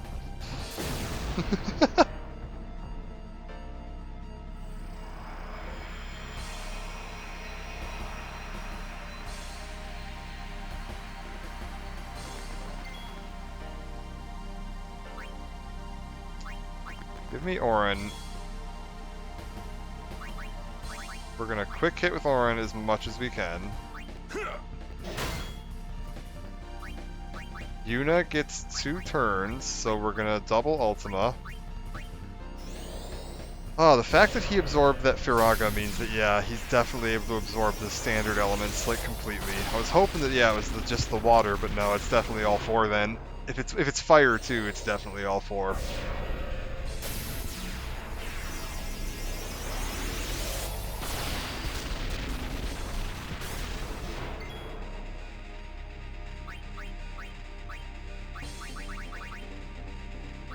Ultima. Ultima.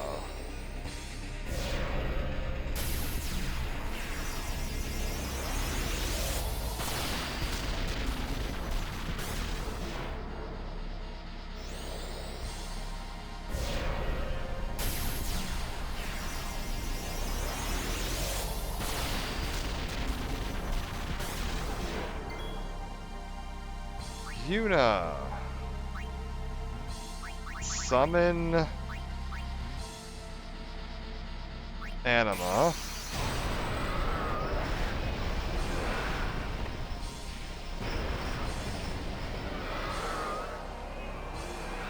I wonder how close I was last time. Like, if that time I accidentally healed him would have been the, like, deciding factor.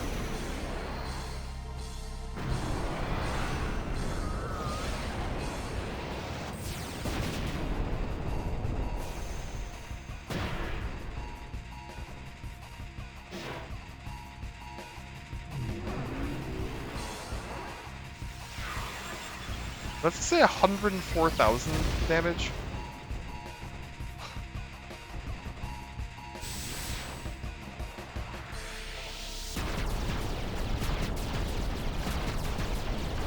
I thought that wasn't possible. I thought 99,999 was the max. Maybe because Oblivion normally hits a bunch of times repeatedly. That's what I thought. 1-4, yeah. I didn't even think you could display 6 digits on the display on this. Well. Because typically a single attack can't do more than 99,999, even with break damage limit.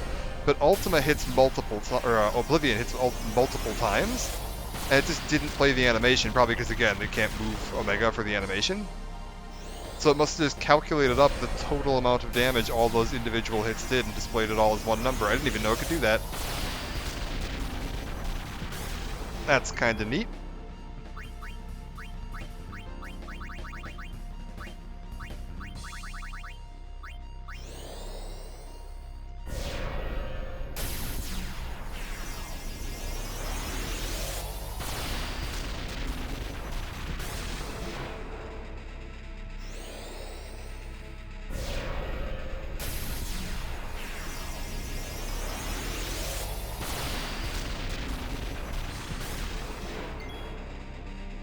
Alright, let's check something here. Titus. This is definitely bad. Good job, Titus. 2,000, not great. Summon Bahamut. I don't know what number this selects out. Yeah, that's crazy. No, break damage limit still does not let you go past 99,999. It's one digit shy of 100,000. Break damage limit just lets you reach the next digit. So hitting 6 digits shouldn't normally be possible. I mean, like I said, I'm guessing it's because the normal attack animation for Oblivion, you drag the enemy underground, then you hit it a bunch of, it's like 32 attacks that are all separate, and they each deal like 2,000-ish damage, but they deal 32 attacks of it. I don't know what the exact damage is on this now. And then you do one final attack that does a big bunch of damage. So it's like 33 consecutive attacks that all get added up. And each of those attacks has a damage cap of 99,999. So you can't do more than that, per attack. But all of them together can do a combined total of more than 100,000. So I'm guessing that's what we saw there, is that I probably did a combined total of more than 100,000 damage, and because it doesn't play the full animation, we got to see the combined total displayed instead of the individual total. Oh, I could have attacked once, probably. Oh well. I'm missing a little bit of damage here. I was like, I could have attacked once, taken a hit, and then Mega Flared if I want to be fully optimal on that, because he's probably going to kill me now before I get a chance to attack. My recovery will be too long. 16 hit. Okay, yeah. Yep.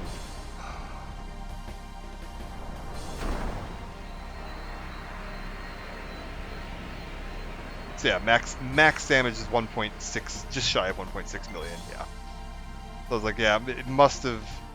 I'm not fully charged up. Like, my Anima is not fully powered, so her individual attacks aren't going to be hitting for 99,000. So I must have just, gotten lucky and just gone over the... Man, imagine if you had a fully powered up Anima for this. And you could do the 1.6 million damage and have that all displayed on screen in one big number. I wonder what that would look like. That makes me wonder if I used Anima's Oblivion on Nemesis, if it would do that. Because Nemesis is the same model.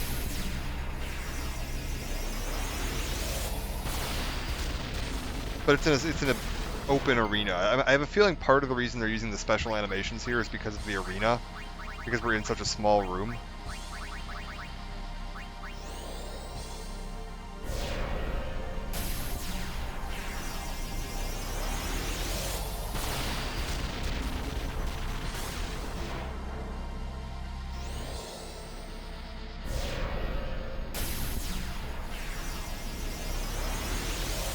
That's my guess anyway. I could be wrong.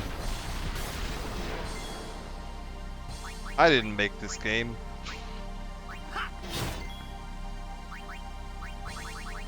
Alright. Now we just start hoping and praying.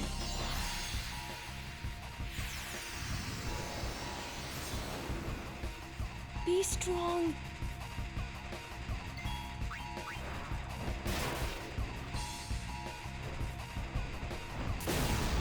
Yep.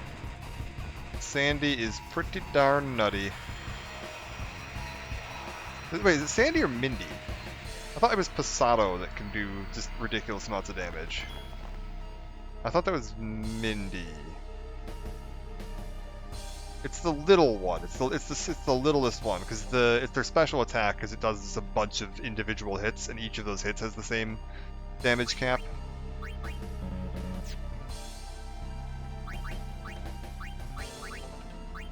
Would you believe I spent a lot of time fighting the endgame monsters back in the day? We're going to be getting into all the damage cap stuff too on like exactly how to utilize all of that properly when we get into Dark Aeons, because we're going to need to start making sure that each of our characters is capable of hitting damage cap against the Dark Aeons, which means we're going to have to get into the defense and magic defense and damage reduction formulas and figuring out the exact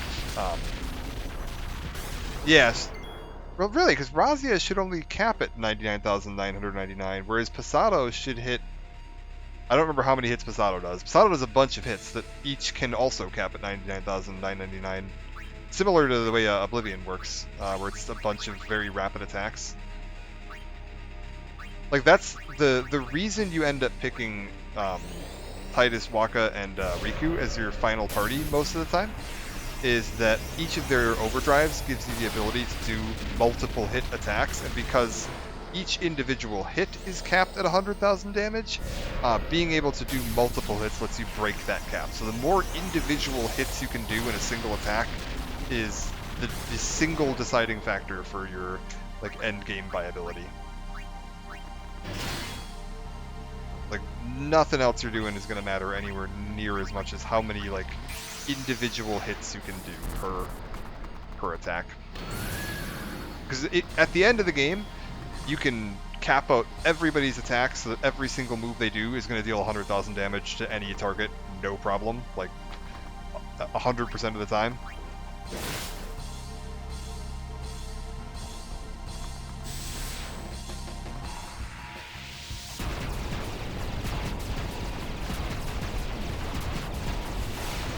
Granted, we're talking like when you get to the point that you've like activated every single node in the sphere grid and gone through and maxed out all your Aeon stats by feeding them all the items.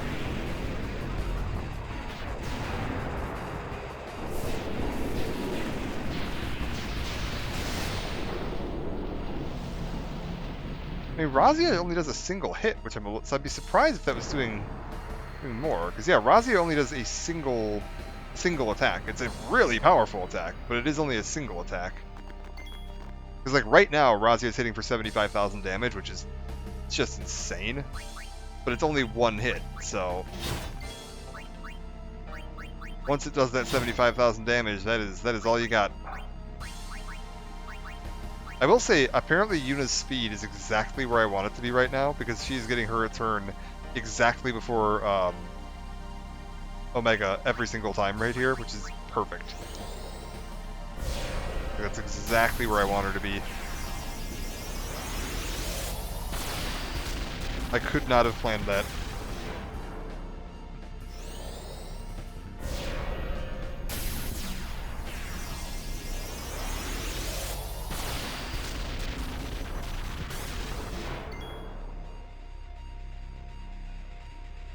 Lulu, go ahead and double cast Ultima, then I'm going to have Tidus do another Slice and Dice. Then Yuna will summon, and we're just going to keep going and hope this is enough. If it's not, then I'm going to have to come back later, because clearly I do not have enough damage output to beat this if this doesn't work.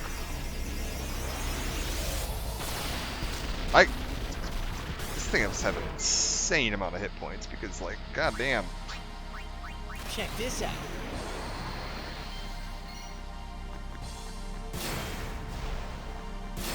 $2,000, 3, 4, 5, basically 6, basically. We can get a double crit in there anywhere. You can get a crit in there, and you can basically get a 7th hit for free because it'll double the damage.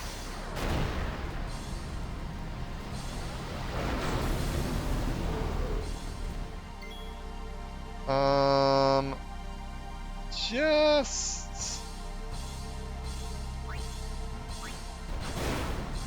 regular hit him.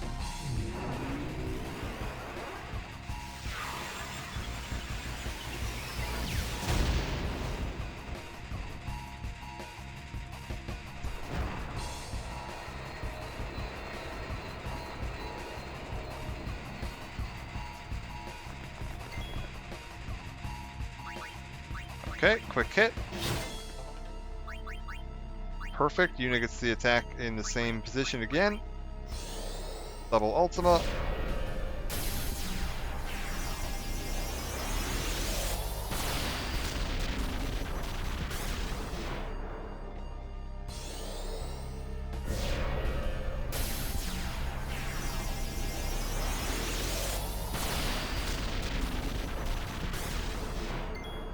Okay, double Ultima.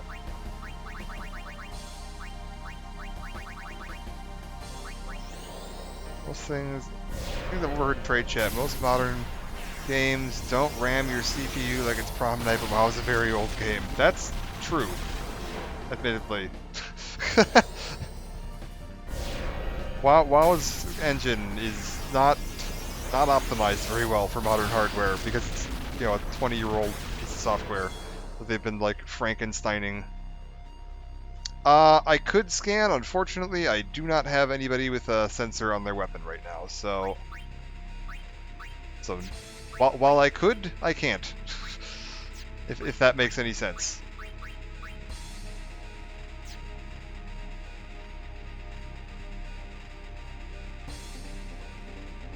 I'm gonna go ahead and heal Titus's MP so that he can keep quick hitting. Also, I'm going to take a stab and assume that this is immune to sensor, because there are enemies in this game that are immune to sensor, and this certainly feels like an enemy that would be immune to sensor.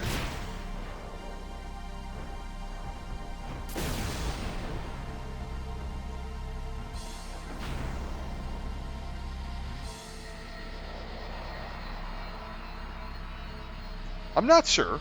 Maybe he isn't immune to sensor, but I also don't have a way to find out, so oh well.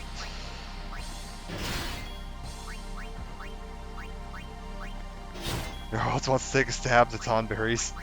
Oh, Yuna gets she has every single round had the perfect placement in that order. That is just beautiful.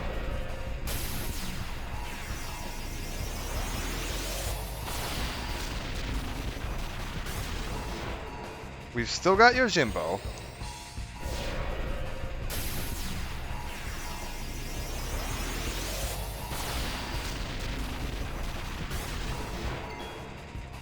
I've still got one or two other little tricks up my sleeve I can throw at him.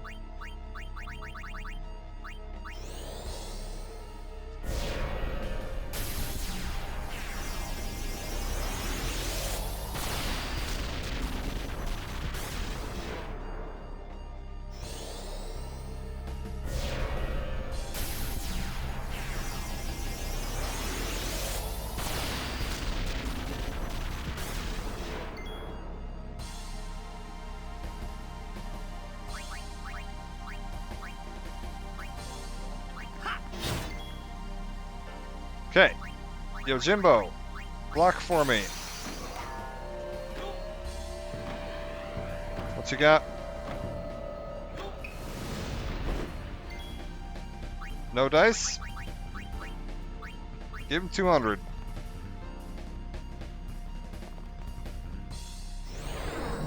Not great. 20,000. Oh, geez, not even 20. 17. Oh! Oh! It was just enough! That overdrive from Anima was absolutely the deciding factor there. Having those overdrives charged up was what I needed. Get him, Jimbo! And it wasn't even the auto kill. Find your peace on the far plane. Leave Spira to the living.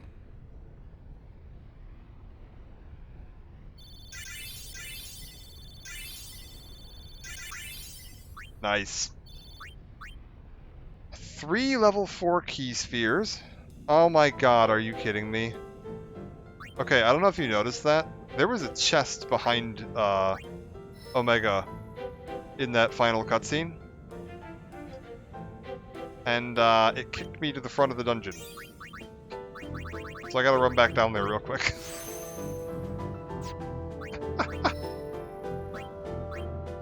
I gotta go all the way back.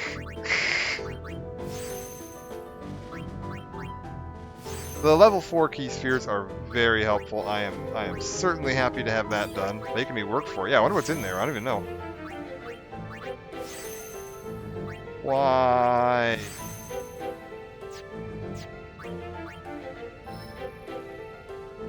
I have no idea what is in that. We'll find out when we get there, though.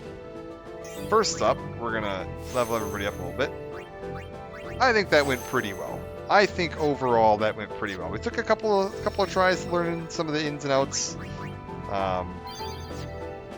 but there you go. That is basically until you get to the monster arena. That is the last, like, I don't know how to describe this. Normal challenge? Does that make sense? Does the term normal challenge make sense? Because the monster arena stuff is like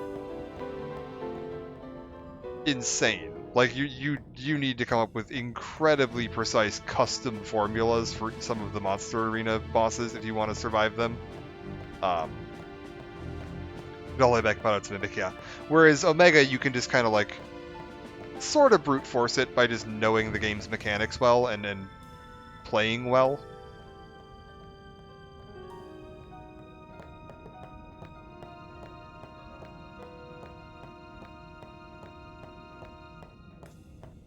When we get to the monster arena stuff, I am going to have to look up guides on basically every single monster, or I can just, you know, run in there and try stabbing at it and see if I can remember it all on my own. But each of the like custom creations, especially, have very specialized like requirements for how to beat them when it comes to like status immunities and elemental weaknesses and immunities, and stat requirements and DPS checks, and there's going to be a lot of stuff we're going to need to be kind of balancing around and planning around when we get to them.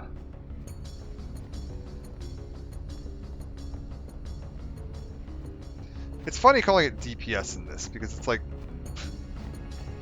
it's the most turn-based a turn-based game has ever been. It could not be less damage per second than this, but that's okay. Damage per turn?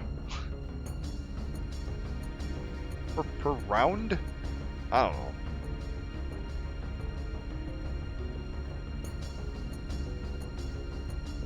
Okay. And then I gotta run all the way back out of here because there's no, like, teleport. This is such a weird dungeon, because like I said, there's that little bit of story about like, oh, it's a fallen priest of Yevon from 700 years ago, and there's custom voice dialogue, and like, it's got some unique art assets going on here, but then there's just like, it doesn't tie into anything else in the game. I suspect that this was a last-minute implementation. Possibly an idea they'd had from early in the game, but that the actual, like, work on it was fairly last minute and possibly unfinished when it was released, which might explain some of the version differences we were seeing on the wiki between all the different versions. They may have been going back and polishing up some ideas. Are you kidding me? Oh, you know what? I bet you that's the 12th chest. Or like the final chest for all the other ones. I was like, there's a magic sphere. That's nothing. I believe that is just turn a sphere onto the grid into... Oh no, yeah, change it to an entity magic node. That's fucking terrible. Whatever, here.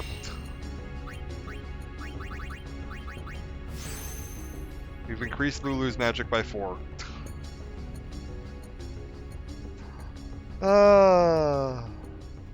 The real reward was the level 4 key spheres. And the XP. And being able to say we're done with this place.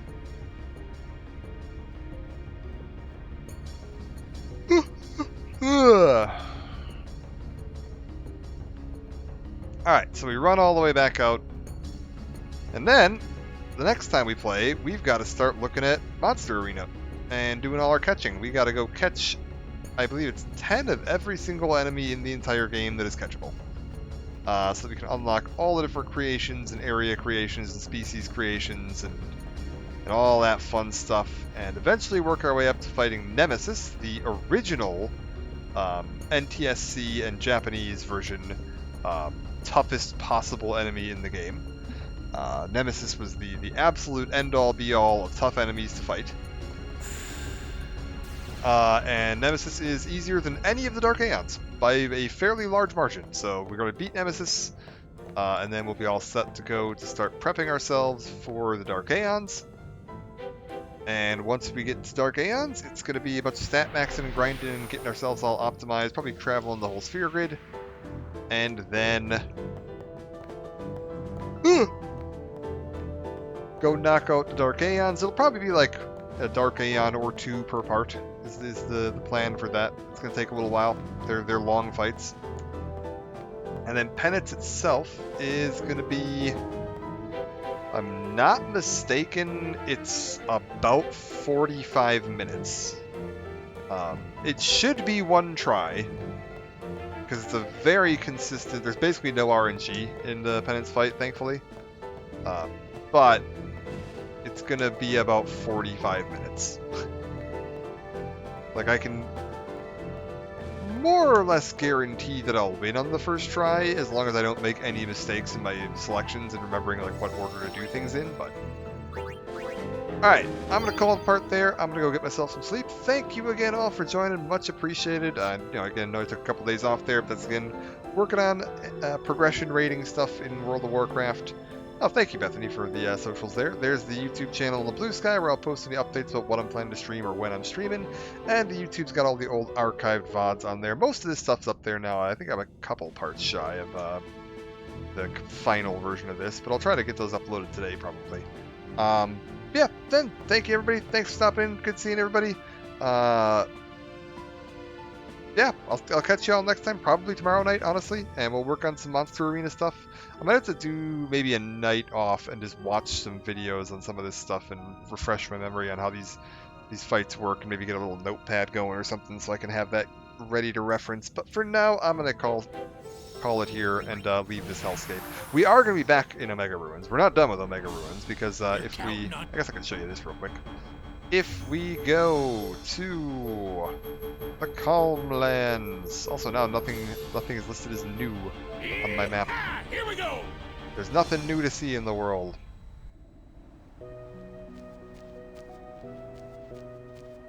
If we go to the Calm Lands and say we want to ride a Chocobo,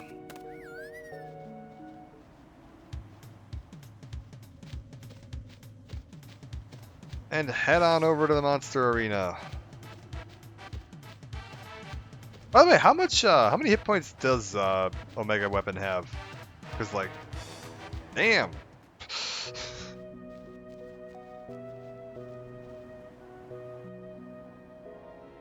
That was a lot. Alright, you there. Let's take a look at your monsters. Oh god. We've got to get 10 of each of these, so I got to go back and catch a bunch of dingoes and condors and flawns on Besaid. We got to go catch a bunch of stuff in Kilika. Me and High Road I'm reasonably well off on. I'll probably take some like pictures on my phone of some of these before we head out and start doing the actual capturing. Just so I can reference them as we're going. Apparently I've missed an entire ass enemy out in the Thunder Plains. Oh, Cactuars. There's going to be Cactuars out there I think we could fight. Nothing there. Good to go. That's all good. That's all good. We still haven't caught any of the monsters from Inside Sin. Or any of the monsters from the Omega Dungeon. So we're going to have to go back in there and catch 10 of each monster inside the Omega Dungeon, which there are 1, 2, 3, 4, 5, 6, 7, 8, 10 different monsters. We have 100 captures to make inside Omega Dungeon. So that'll be fun. We're definitely going to want to make sure we have a first strike weapon on Titus, and then... see if I can maybe get a first strike on his capture weapon, and then we can do, so we can flee if we need to, in the event that there's a problem. Or maybe we'll put Orin out. Orin, Titus, Waka with capture weapons, then get one on Orin or something. I don't know. Orin's got flee now, so we got an option. Area Conquest, this is all the, once you've captured, you know, each enemy in an area, you get to fight the special monster from there. Each of these drops unique fun stuff. Species Conquest, once you've captured, I think it's 5 or 10. I thought it was 10, but somewhere it's 4 or 5. With each species, you got that. And then original creations, I don't even remember how these work, but the big final one we're looking for is the original creation here, Nemesis. We're going to have to fight all these guys. Nice thing is they all, are, like, once you get them on, like, oh, I can just go in there and pay, you know, 6,000 gil to fight a Marlboro Menace. You can steal and bribe and capture stuff off of them, or get drops off of them. So if you want to farm stuff, end of the game, makes it very easy. You can just kind of come here and be like, let me go steal some stuff off of one of these Simurgs in Jose by just coming here instead of having to run around and farm for them. Makes your day a lot easier. We'll need a bunch of money. We'll need to get a bunch of gil at the end, but there's plenty of ways to get gil.